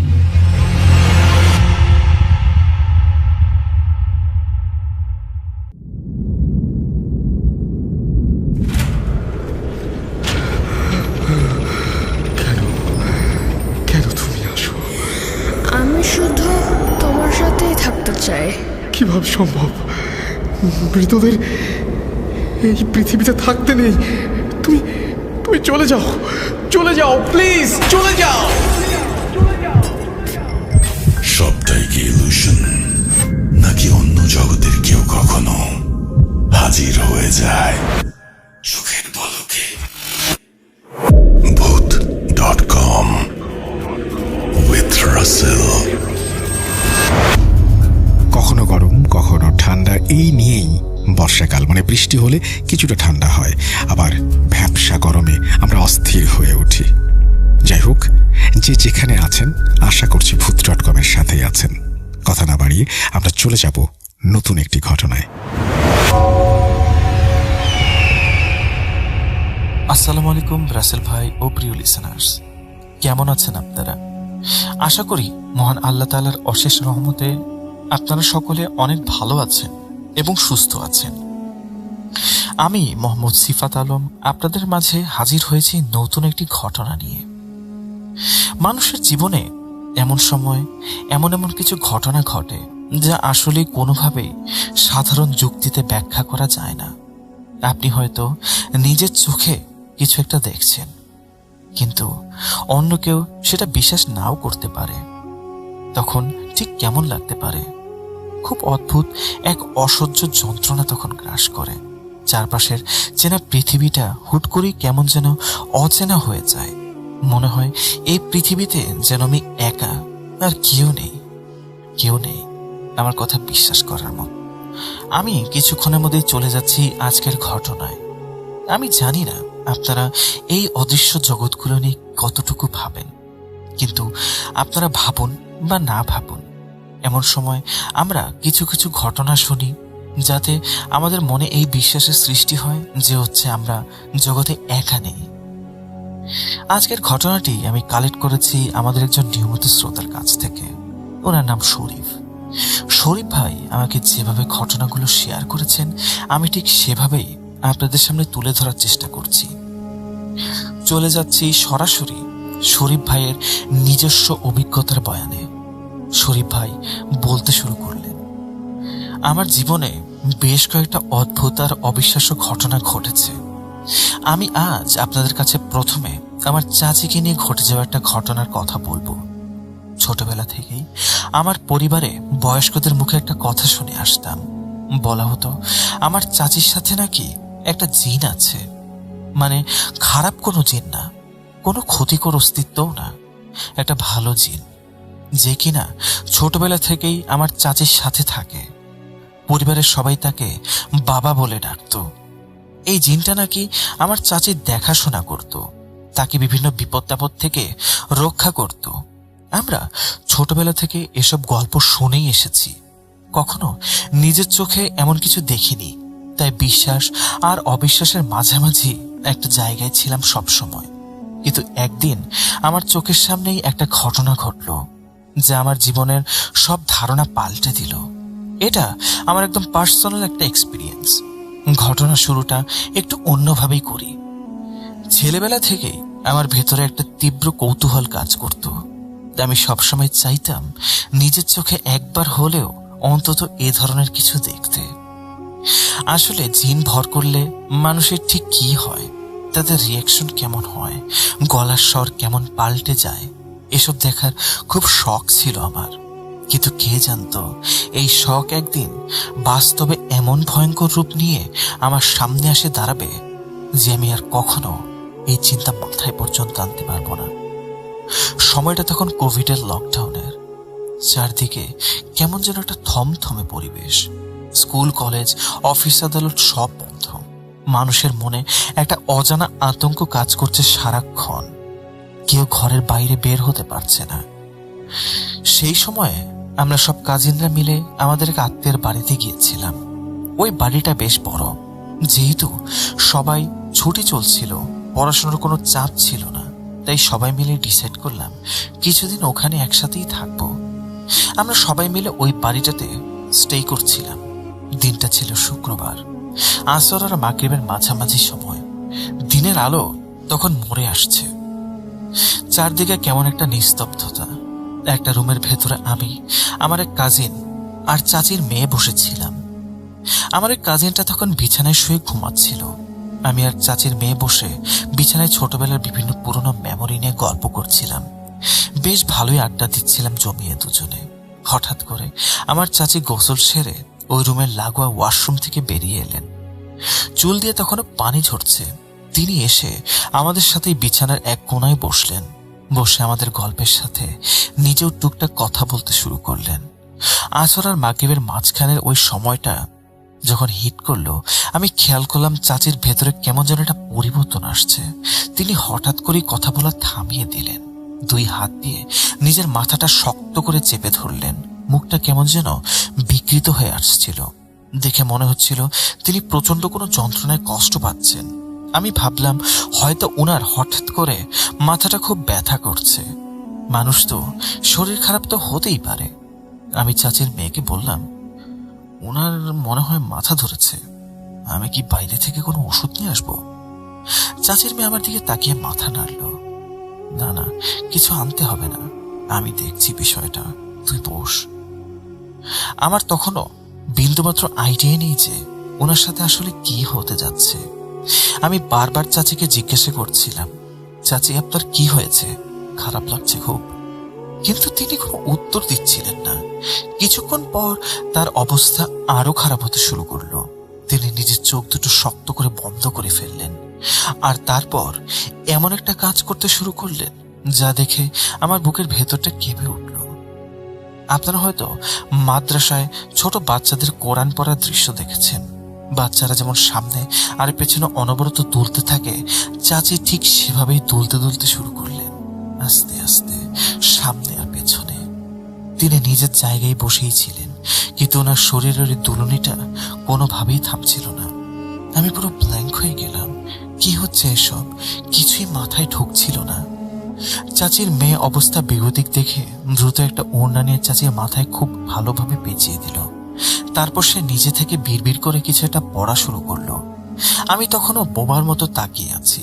হঠাৎ দেখলাম চাচির পুরো শরীরটা কেমন যেন রাবারের মতো ঢিলা হয়ে গেল, কোনো শক্তি নেই শরীরে।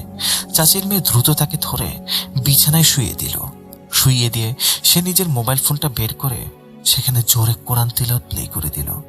তারপর সে আমার দিকে তাকে খুব ব্যস্ত গলায় বলল, তুই যা তো, গিয়ে বড় আম্মুকে ডেকে আন, ওনার শরীরটা খুব খারাপ করেছে। আমি ভাবলাম হয়তো সত্যি ওনার কোনো বড় ধরনের ফিজিক্যাল সমস্যা হয়েছে। আমি দৌড়ে গেলাম আমার বড় চাচিকে ডাকতে। ওই বড় চাচিরা আবার এসব বিষয়ে বেশ অভিজ্ঞ ছিলেন, তারা আগে থেকেই সব জানতেন। বড় চাচি আর বাড়ির অন্যান্য বয়স্করা সবাই দ্রুত ওই রুমে এসে জড়ো হলেন। তারা এসেই সবাই মিলে চাচিকে ঘিরে ধরে বসলেন আর জোরে জোরে দোয়া দরুদ পড়তে শুরু করলেন। আমিও তাদের পাশেই এক কোনায় বসেছিলাম। বড় চাচি হঠাৎ আমার দিকে তাকালেন, বাবা তুমি এক কাজ করো, তুমি রুম থেকে বাইরে চলে যাও। আমি একটু অবাক হলাম, কেন? আমি তো বসে আছি শুধু, আপনাদের যদি কোনো সাহায্যের দরকার হয় আমি তো এখানেই আছি, সমস্যা তো নেই। বড় চাচি একটু গম্ভীর গলায় বললেন, বাবা বিষয়টা একটু অন্যরকম, তুমি বুঝতে পারছো না, তুমি বাইরে যাও, এটাই তোমার জন্য ভালো হবে। ওনাদের কথায় আমার উঠে চলে যাওয়াই উচিত ছিল, কিন্তু ওই যে বললাম আমার ভেতরে একটা তীব্র কৌতূহল কাজ করছিল। আমি আসলে দেখতে চাইছিলাম শেষ পর্যন্ত কি হচ্ছে। তাই আমি রুম থেকে বের হলাম না, সেখানেই চুপচাপ বসে রইলাম। এর কিছুক্ষণ পর আমার আরেক কাজিন সেই রুমে ঢুকলো। সেও বয়সে আমার থেকে একটু বড় ছিল, এসব বিষয়ে তারও ভালো ধারণা ছিল। সে এসে বড় চাচির কানের কাছে ফিসফিস করে কিছু একটা বলতে শুরু করলো। আপনারা হয়তো জানেন, কার ওপর জিন বা কোনো কিছু অদৃশ্য ভর করলে তার সামনে খুব আস্তে কথা বলতে হয়। জোরে কথা বললে বা চিৎকার করলে ওই উপস্থিত জিনটা রেগে যায় বা রিয়্যাক্ট করে। তাই তারা সবাই খুব নিচু স্বরে ফিসফিস করে কথা বলছিল। আমার ওই কাজিন ফিসফিস করে বলছিল, ওনার গলায় যে তাবিজটা পরানো থাকতো সবসময়, ওটা তো দেখছি না, উনি কি তাবিজটা পরেননি আজকে? এই কথাটার পরপরই ঘটে গেল সেই ভয়ঙ্কর ঘটনা। আমার কাজিন আসলে তাবিজ বা এসব জিনিসে খুব একটা বিশ্বাস করত না। সে বিশ্বাস করত কোরআনের তিলাওয়াত আর দোয়াই আসল, কিন্তু তাবিজের উপর তার কোনো ভরসা ছিল না। তাই কথা বলতে বলতে সে হঠাৎ করে একটু জোরে বলে ফেলল, কোন তাবিজের কথা বলছো তোমরা? আমি তো কোনো তাবিজ টাবিজ দেখি না। এই কথাটা একটু জোরে বলাটাই ছিল তার সব থেকে বড় ভুল। কথাটা বলা শেষ হতে না হতে আমার চাচি, যিনি এতক্ষণ অজ্ঞান হয়ে শুয়েছিলেন, হঠাৎ করে চোখ মেললেন আর তারপর এমন একটা হাসি দিলেন যা আমি জীবনেও ভুলতে পারবো না। আমি আক্ষরিক অর্থেই বলছি, সেই হাসি শুনে আমার গায়ে সব লোম খাড়া হয়ে গিয়েছিল। পুরো রুমে তখন পিনপতন নীরবতা, সবাই ভয়ে যেন পাথর হয়ে গেছে। আমার হাত পা কাঁপছিল, গলা শুকিয়ে কাঠ। আমি এখনো সেই কথা মনে করলে আমার বুকের ভেতরটা কেমন যেন করে ওঠে। সেই হাসিটা কোনো সাধারণ হাসি ছিল না, ভীষণ ক্রূর ভয়ঙ্কর একটা হাসি। আর ওনার গলার আওয়াজটা পুরো পাল্টে গিয়েছিল। একজন মহিলার গলা কোনোভাবেই এত ভারী আর গম্ভীর হতেই পারে না। সেই চাচি ভারী গলায় বললেন, কোন তাবিজ?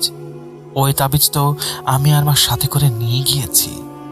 কথাটা শুনে আমার নিঃশ্বাস কেমন যেন আটকে গেল। আমি বুঝতে পারলাম এতক্ষণ আমার সামনে যে শুয়েছিল সে আমার চাচি নয়, অন্য কেউ বা অন্য কিছু।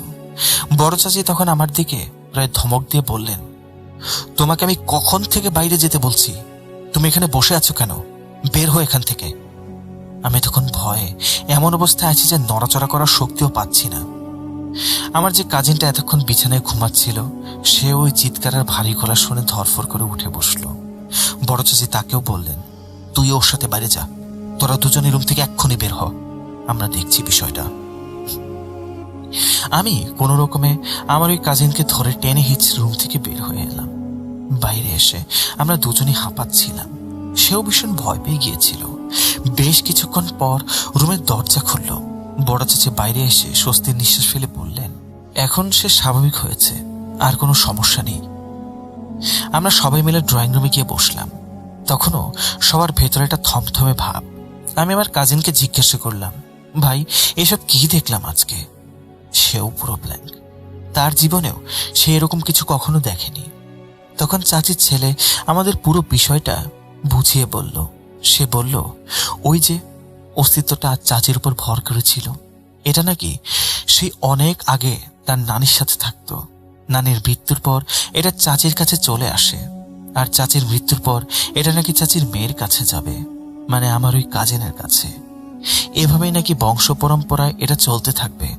এখন এটা আসলে কতটুকু সত্য বা এর পেছনে স্টোরিটা কি, সেটা আমরা কেউ পরিষ্কার করে জানতাম না, কিন্তু আমি নিজের চোখে ওই ভর করার ব্যাপারটা দেখেছিলাম, তাই বিশ্বাস করার ছাড়া আমার আর কোনো উপায় ছিল না। চাচির ছেলে আরো জানান, তাদের পরিচিত একজন খুব ভালো হুজুর আছেন, ওনার সাথে তাদের খুব ভালো সম্পর্ক। সেই হুজুর নাকি চাচির নিরাপত্তার জন্য একটা শক্ত হিসার বা গন্ডি করে দিয়েছিলেন, আর সাথে একটা তাবিজ দিয়েছিলেন। হুজুর বলেছিলেন যতদিন আল্লাহ ওনাকে হায়াত দিয়েছেন ততদিন যেন এই তাবিজটা উনি নিজের শরীর থেকে আলাদা না করেন। তাবিজ সাথে থাকলে নাকি খারাপ কোনো কিছু ওনার ক্ষতি করতে পারবে না। আমি জিজ্ঞেস করলাম, তাহলে এখন কি হবে? তাবিজটা তো পাওয়া যাচ্ছে না। চাচির ছেলে বলল, আম্মু তো এখন ঠিক আছে, হুজুরের সাথে কথা হয়েছে আমাদের। হুজুর বলেছেন তাবিজটা আমাদের পুরোনো বাড়ির ভেতরেই কোথাও আছে, আমাদের গিয়ে ওটা খুঁজে নিয়ে আসতে হবে। এই কথাটা শোনার পর চাচির ছেলের মুখটা ফ্যাকাশে হয়ে গেল। সে কাচুমাচি করে বলল, ভাই, এই খালি বাড়িতে একা যেতে আমার খুব ভয় করছে, আপনারা কয়েকজন আমার সাথে চলেন প্লিজ। আমরা তাকে সাহস দিলাম, ঠিক আছে চল, আমরা সবাই মিলেই যাব। তাদের ওই বাড়িটা ছিল ঢাকার মিরপুরে। ওটা ছিল একটা ফ্ল্যাট বাড়ি, তারা একেবারে টপ ফ্লোরে থাকতো।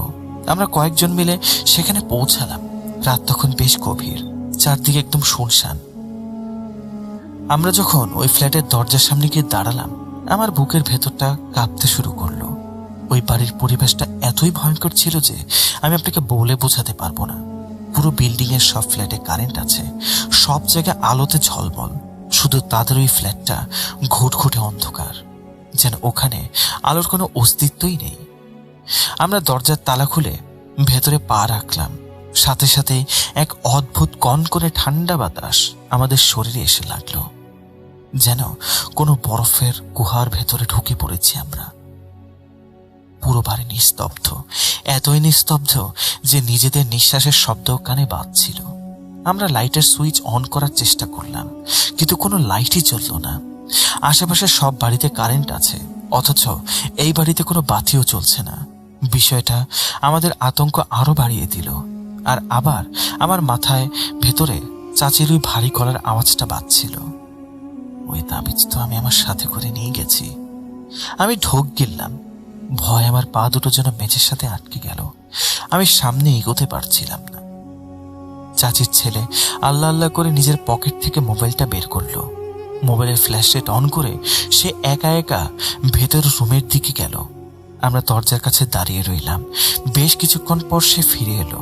মুখটা পুরো ঘামে ভিজে আছে, শীতেও সে ঘামছে। হাঁপাতে হাঁপাতে বলল, ভাই, কোথাও তো পেলাম না তাবিজটা, পুরো রুম খুঁজেছি। আমরা সবাই মিলে আবার সে হুজুরকে ফোন করলাম। হুজুরকে বিস্তারিত জানার পর তিনি ধ্যানে বসলেন। কিছুক্ষণ পর তিনি ফোনে একদম পিন পয়েন্ট করে একটা লোকেশন বলে দিলেন। বাবা, ওই রুমের ঠিক ডানের দিকে কোনায় যে পুরোনো আলমারিটা আছে তার পেছনের দিকে দেখো, তাবিজটা ওখানেই পড়ে আছে। চাচির ছেলে আবার মোবাইলের আলো জ্বেলে ভেতরে গেল।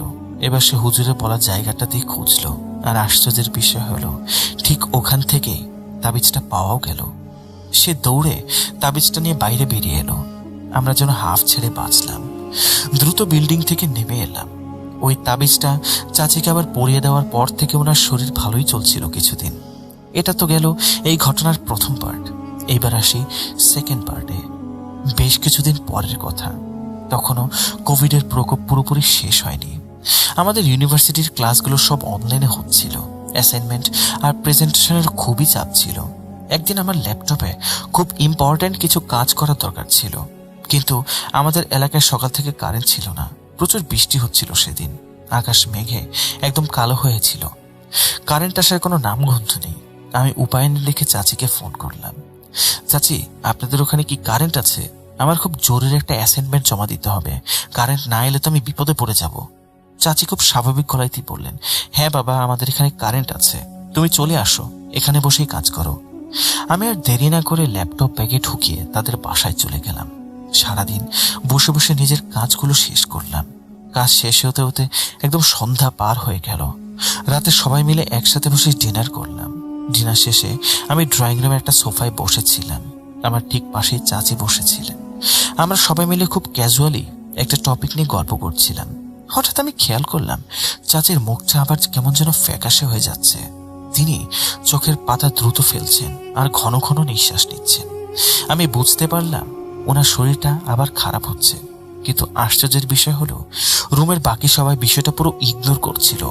কেউ কোনো কথাই বলছিল না, যেন কিছুই হয়নি। আমি কিছু বলার আগে চাচি হঠাৎ করে একদম এলিয়ে পড়লেন। আবার সরাসরি তার মাথাটা আমার বাঁ কাঁধের উপর এসে পড়ল। আমি চমকে উঠলাম। ভয়ে আমার শরীর হিম হয়ে গেল। আমি দ্রুত ওনাকে একটু সরিয়ে দিয়ে উঠে দাঁড়ালাম। চাচি, চাচি কি হয়েছে আপনার? ওনার ছেলেরা মেয়েরা দ্রুত এগিয়ে এলো। তারা চাচিকে ধরে ভিতরের রুমে নিয়ে গেল। আমি তাদের পেছন পেছন গেলাম। রুমে শোয়ানোর পর হঠাৎ চাচি হাসতে শুরু করলেন। সেই একই রকম ক্রূর আর ভয়ঙ্কর হাসি। কিন্তু আবার তিনি কোনো কথা বলছিলেন না, শুধু হাসছিলেন একটানা। সেই হাসি পুরো ফাঁকা ফ্ল্যাটের দেয়ালে প্রতিধ্বনিত হচ্ছিল।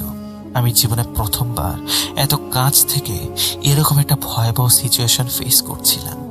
রাত তখন প্রায় 2টো বাজে। বাইরে তুমুল বৃষ্টি হচ্ছে। এমন মেঘ ডাকছে যে মনে হচ্ছে আকাশ যেন ভেঙে পড়ে যাবে। আমি চাইলেও ওই দুর্যোগের মধ্যে বাড়ি ফিরে যেতে পারতাম না। আমরা সবাই ওই একটা রুমে জড়সড় হয়ে বসে রইলাম। আমি এক কোনায় বসে চাচির দিকে তাকিয়ে আছি। চাচি মাথা একটু নিচু করে বসে আছেন, চোখ দুটো শক্ত করে বন্ধ। ওনার মাথায় একটা সাদা ওড়না দেয়া, আর তিনি আগের মতোই সামনে পেছনে দুলছেন আর হাসছেন। ওনার ঠোঁটের কোনায় লেগে থাকা ওই অদ্ভুত হাসিটা দেখে আমার মেরুদণ্ড বেয়ে একটা শীতল স্রোত নেমে গেল। বেশ কিছুক্ষণ পর চাচির দুলুনিটা একটু কমলো। তখন ওনার ছেলেমেয়েরা ওনার সাথে, অর্থাৎ ওই জিনের সাথে কথা বলতে শুরু করলো। তারা জিজ্ঞাসা করলো, আপনি কেন এসেছেন আজকে? আপনাদের তো কোনো ক্ষতি হয়নি। আমি তাদের কথা শুনে অবাক হয়ে গেলাম। তারা এমনভাবে কথা বলছিল যেন কোনো পরিচিত মানুষের সাথে গল্প করছে। জিনটা কোনো সরাসরি উত্তর দিল না। তারা শুধু ইশারায় বা খুব ছোট ছোট টুকরো শব্দে কথা বলছিল। জানা গেল কোভিডের কারণে চাচির পরিবারে ফিনান্সিয়ালি কিছু প্রবলেম চলছিল। তারা এই ফ্ল্যাটের ভাড়া টানতে পারছিলেন না।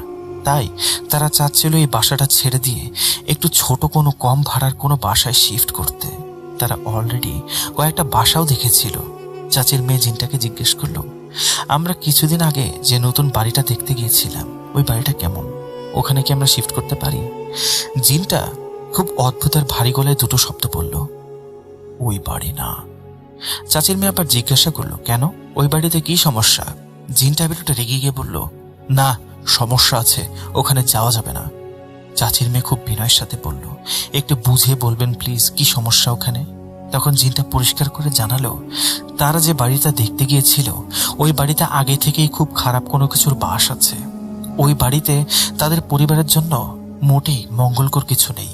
ওখানে গেলে অনেক বড় ক্ষতি হয়ে যাবে। তারপর তারা নিজেদের আরো কিছু পার্সোনাল বিষয় নিয়ে জিনের সাথে কথা বলল। এক পর্যায়ে চাচির মেয়ে আমাকে বলল, তোর কি কিছু জিজ্ঞেস করার আছে? থাকলে বলতে পারিস। আমি ভয়ে 2 পা পিছিয়ে গেলাম। না না, আমার কিছু জানার নেই। আপনারা শুধু দোয়া করবেন যেন আল্লাহ সবাইকে ভালো রাখেন। আর কিছুক্ষণ এসব অদ্ভুত কথোপকথন চলার পর চাচি হঠাৎ করে বিছানায় লুটিয়ে পড়লেন। পুরো জ্ঞান হারিয়ে ফেললেন। প্রায় 15 মিনিট পর ওনার জ্ঞান ফিরল। জ্ঞান ফেরার পর চাচি শীতে কাঁপছিলেন। ওনার শরীরটা ভীষণ দুর্বল লাগছিল। আমরা ওনাকে গরম পানি আর কিছু খাবার খাইয়ে দিলাম। এই পুরো বিষয়টা আমার কাছে একটা স্বপ্নের মতো লাগছিল। চাচির ছেলে আমাকে পরে জানিয়েছিল এই জিনটা নাকি তাদের পরিবারের সুরক্ষার জন্যই আছে। কিন্তু আমার কোনো একটা বিষয় হজম হচ্ছিল না। আমার মনে হতো হয়তো এটা কোনো আশিক জিন যে চাচির প্রেমে পড়ে ওনার সাথে আটকে আছে আর সুরক্ষার দোহাই দিচ্ছে। আসল সত্যটা কি সেটা শুধু আল্লাহই ভালো জানেন। তবে যে অভিজ্ঞতা আমার হয়েছিল সেটা আমি জীবনেও ভুলতে পারবো না। এই তো গেল প্রথম ঘটনা। এরপর আমার সাথে আরো কিছু ঘটনা ঘটেছিল। আমি আপনাদের এখন একটা সেকেন্ড ইনসিডেন্টের কথা বলবো। আমি আগে আমার ফ্যামিলির সাথে ক্যান্টনমেন্টের কাছাকাছি একটা এলাকায় থাকতাম। বছর দুয়েক আগে আমরা ওখান থেকে শিফট করে অন্য জায়গায় চলে এসেছি। এই ঘটনাটা ওই ক্যান্টনমেন্ট এলাকায় থাকার সময়ের ঘটনা। আমার এক কাজিন ছিল, সে পড়ালেখার জন্য লন্ডনে থাকতো। সে বয়সে আমার চেয়ে কিছুটা বড় ছিল, কিন্তু আমাদের বন্ডিং ছিল খুব ভালো। সে একবার লন্ডন থেকে সরাসরি আমাদের বাসায় এসে উঠেছিল। আমাদের ওই ক্যান্টনমেন্টের বাসাতেই টানা 3-4 মাস সে ছিল। বেশ কয়েক বছর পর সে আবার দেশে ফিরে আসে। এবার তার দেশে আসার উদ্দেশ্য ছিল বিয়ে করা। তার ফার্স্ট ম্যারেজে কিছু পার্সোনাল ইস্যু ছিল, যার কারণে ডিভোর্স হয়ে যায়। এটা তার সেকেন্ড ম্যারেজ ছিল। বিয়ের অনুষ্ঠান ঢাকাতেই হচ্ছিল। আমরা সবাই মিলে খুব আনন্দ করছিলাম। বিয়ের কাজটা শেষ করে আমরা সবাই যখন বাসায় ফিরলাম, তখন রাত প্রায় 1টা বাজে। বাসায় এসে কাজিন আমাকে বলল, ভাই ঘরে বসে থাকতে ভালো লাগছে না, চল একটু বাইরে থেকে ঘুরে আসি, সেলিব্রেট করাও তো দরকার, তাই না? আমি রাজি হয়ে গেলাম। ঠিক আছে চলেন, আমরা বাইরে গিয়ে চাটা খেয়ে আসি। আমি গাড়ি বের করলাম। আমরা দুজন মিলে বাসা থেকে বের হয়ে গুলশানের দিকে গেলাম। সেখানে গিয়ে চা খেলাম, টুকটাক কিছু খাবার খেলাম। ফেরার পথে আমরা গাড়িতে বসে গল্প করছিলাম। আমার ভেতরে হঠাৎ করে ভূত প্রেত নিয়ে কথা বলার একটা কৌতূহল জাগলো। আমি কাজিনকে জিজ্ঞাসা করলাম, ভাই আপনি তো অনেক দেশে থেকেছেন, কখনো কি প্যারানর্মাল বা অদ্ভুত কিছু ফেস করেছেন লাইফে? কাজিন হাসলো, লন্ডনে থাকতেও ফেস করেছি, আবার দেশে থাকতেও করেছি। তোর সাথে কখনো কিছু হয়েছে নাকি? আমি তখন ওনাকে আমার চাচির ঘটনার ডিটেলসে বললাম, আর এটাও বললাম যে আমরা এখন ক্যান্টনমেন্টের যে এলাকায় থাকি, ওই এলাকা নিয়েও আমি অনেক ভৌতিক ঘটনা শুনেছি। কথা বলতে বলতে আমরা ক্যান্টনমেন্টের মেইন গেটের কাছাকাছি চলে এলাম। আপনারা যারা ক্যান্টনমেন্ট এলাকার থাকেন তারা সেটা রুলস জানেন, তারা হয়তো বুঝবেন ওখানে এন্ট্রি করাটা বেশ ঝামেলার। আমার কাজিন যেহেতু বাইরে থেকে এসেছিল, আমি তার জন্য 3 দিনের একটা গেস্ট পাস বানিয়ে রেখেছিলাম। ক্যান্টনমেন্টের ভেতরে যাওয়ার অনেকগুলো চেকপোস্ট আছে। আমরা চেকপোস্ট 2 দিয়ে এন্ট্রি করলাম। ওই চেকপোস্টটা এয়ারপোর্টের খুব কাছাকাছি। রাত তখন প্রায় 2টো বেজে গেছে। চারপাশ একদম শান্ত, শুনশান নীরবতা, কোথাও কোনো জনমানুষ নেই। আমরা ভৌতিক গল্প করতে করতেই ভেতরে ঢুকছিলাম। কাজিন হঠাৎ খুব এক্সাইটেড হয়ে বলল, তোর ওই ভূতের গল্প শুনে আমার খুব অ্যাডভেঞ্চার ফিল হচ্ছে। কালকে রাতে তো আমরা ফ্রি আছি, চল কাল রাতে একটা পুরো ক্যান্টনমেন্ট এলাকাটা এক্সপ্লোর করি, দেখবো সত্যি সত্যি কোনো ভূত আছে কিনা। আমি প্রথমে একটু ভয় পেলেও রাজি হয়ে গেলাম। ঠিক আছে চলেন, কাল রাতে বের হব। চেকপোস্টটা পার হওয়ার পর আমরা বাঁ দিকে মোড় নিলাম। রাস্তাটা খুটখুটে অন্ধকার, আশেপাশে তেমন কোনো লাইটও ছিল না। আমি খুব সাবধানে গাড়ি চালাচ্ছিলাম। আমি খুব রিল্যাক্স মোডেই ড্রাইভ করছিলাম। হঠাৎ করে আমার বুকের ভেতরটা কেমন যেন করতে শুরু করলো। আমি গাড়ির হেডলাইটের আলোতে স্পষ্ট দেখলাম রাস্তা ঠিক মাঝখানে একটা ছোট বাচ্চা দাঁড়িয়ে আছে। আমি চোখ কচলে আবার তাকালাম। হ্যাঁ, একটা বাচ্চাই তো, কিন্তু অদ্ভুত বিষয় হলো আমি বাচ্চাটার মুখ দেখতে পাচ্ছিলাম না। তার পরনে কি কাপড় ছিল সেটাও বুঝতে পারছিলাম না। শুধু একটা ব্ল্যাক ছায়া, একটা মানবাকৃতির নিকষ কালো অবয়ব। কাজিনকে আমি বললাম, ভাই আপনি কি বাচ্চারা দেখতে পাচ্ছেন? কাজিন খুব স্বাভাবিক গলায় বলল, কই, আমি তো কিছু দেখিনি, কিসের বাচ্চা? আমি অবাক হয়ে তাকালাম তার দিকে। ভাই ফাজলামো করবেন না তো, ওই তো বাচ্চা দৌড়ে জঙ্গলের ভেতরে ঢুকে গেল, আপনি দেখেননি? কাজিন একটু বিরক্ত হয়ে বলল, আরে ভাই আমি তো সামনের দিকেই তাকিয়েছিলাম, আমি তো কোনো বাচ্চা টাচ্চা দেখিনি। তুই কালকে অ্যাডভেঞ্চারের কথা ভেবে এখন থেকে ভয় পাচ্ছিস? আমার সাথে মজা করিস না। আমি কসম খেয়ে বললাম, আল্লাহর কসম ভাই, আমি নিজের চোখে দেখেছি একটা বাচ্চা দৌড়ে গেল। আপনি বিলিভ করেন আমাকে? আমার অবস্থা দেখে কাজিন হয়তো একটু সিরিয়াস হলো। আমার তখন শীতের রাতেও কপাল দিয়ে ঘাম ঝরছে, গায়ের সব লোম দাঁড়া হয়ে গিয়েছে, পুরো শরীর ঠান্ডা হয়ে আসছিল। আমি আর ডানে বায়ে কোনো দিকে তাকালাম না, দ্রুত গাড়ি চালানো শুরু করলাম। কোনো রকমে বাসায় এসে পৌঁছালাম। বাসায় আসার পর থেকে আমার ভেতরে একটা অদ্ভুত প্যারানয়ে কাজ করতে শুরু করলো। আমার মনে হতো ওই বাচ্চার ছায়াটা বোধহয় আমার সাথে করেই বাসায় চলে এসেছে। আমি নিজের রুমে একা থাকতাম, আর আমার মনে হতো কেউ একজন পেছন থেকে আমাকে দেখছে। রুমে একা থাকলেও মনে হতো আমার ঘাড়ের কাছে কেউ নিঃশ্বাস ফেলছে। আমি ভয় পেতাম, প্রচন্ড ভয়। ঘামে শরীর ভিজে যেত। প্রায় 2-3 দিন আমার একই অবস্থা ছিল। আমি কাউকে কিচ্ছু বলিনি, শুধু আল্লাহ আল্লাহ করে নামাজ পড়তাম আর দোয়া করতাম। আস্তে আস্তে 2-3 দিন পর আমার এই ভয়টা কেটে যায়। আমি আবার স্বাভাবিক হতে শুরু করি। কিন্তু ওই রাতে আমি রাস্তায় যা দেখেছিলাম সেটা কোনো মানুষের বাচ্চা ছিল না, যা আমি শিওর। আমি আজও খুব স্ট্রংলি এটা বিলিভ করি। আমার কাছে আরো অনেক ছোট ছোট ঘটনা আছে আমাদের এই এলাকায় নিয়ে। আমি সময় পেলে সেই ঘটনাগুলো আপনাদের কাছে শেয়ার করব। মাঝে মাঝে এরকম হয়, আমি কাজিনদের সাথে বসে বসে গল্প করছি, আমাকে তারা জিজ্ঞাসা করে, আমি তাদেরকে বলি, তারা বলে, কি রে, তুই তো 4-5 মিনিট আগে এখানে ছিলি, এই মসজিদের দোতলা নিয়ে অনেক কথা শুনি, তুই কি কোনো কিছু খেয়াল করেছিস?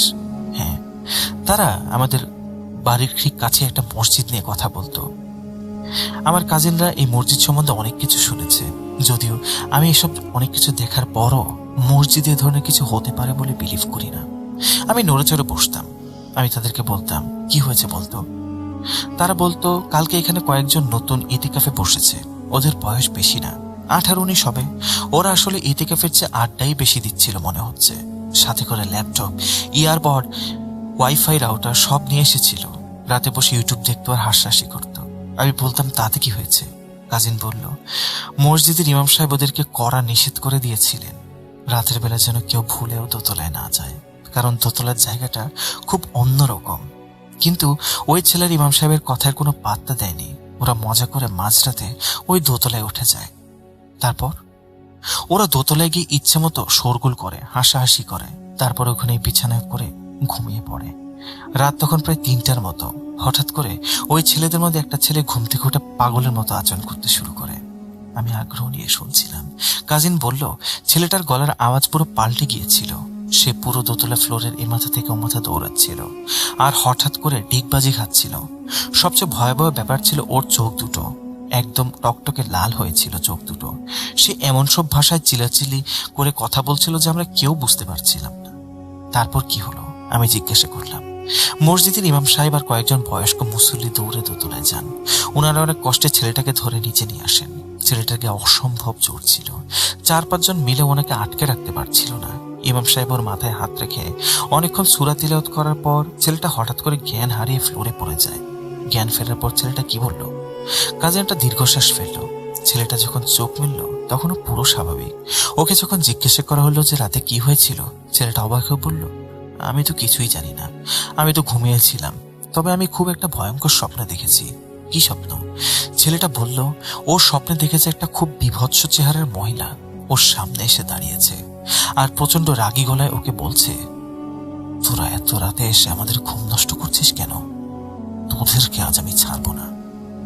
কাজিন আমার দিকে তাকিয়ে বলল, ভাই, ছেলেটা ভাবছে ওটা স্বপ্ন, কিন্তু আমরা সবাই নিজের চোখে দেখেছি ও দোতলায় কি তাণ্ডবটাই না চালিয়েছে। আমি চুপ করে শুনছিলাম। আসলে আমাদের চারপাশে এমন অনেক কিছুই থাকে যা আমরা সাধারণত চোখে দেখতে পাই না, কিন্তু তার মানে এই নয় যে তাদের কোনো অস্তিত্ব নেই। এই ছিল আমার জীবনে ঘটে যাওয়া কিছু ঘটনা। আমি আগেই বলেছি আমার কাছে আরো কিছু ছোট ছোট ঘটনা রয়েছে যা আমি ভবিষ্যতে আপনাদের সাথে শেয়ার করব ইনশাল্লাহ। সকলেই ভালো থাকবেন। আসসালামু আলাইকুম। প্রিয় লিসেনার্স, এই ছিল আজকের ঘটনা। আশা করি খুব দ্রুত নতুন কোনো ঘটনা নিয়ে নতুন কোনো এপিসোডে আপনাদের সামনে হাজির হব। ততদিন পর্যন্ত সকলেই ভালো থাকবেন, সুস্থ থাকবেন এবং ভূত.com এর সাথে থাকবেন। আসসালামু আলাইকুম, আল্লাহ হাফেজ। Welcome back. আশা করছি আপনারা সবাই ভালো আছেন, ভালোর দলে আছেন। আজকের মতো বিদায় নিতে হবে, কথা হবে আবারও খুব দ্রুত। সেই পর্যন্ত সবাই ভালো থাকুন, সুস্থ থাকুন, মোস্ট ইম্পর্টেন্টলি ভূত.com এর সাথে থাকুন। আল্লাহ হাফেজ।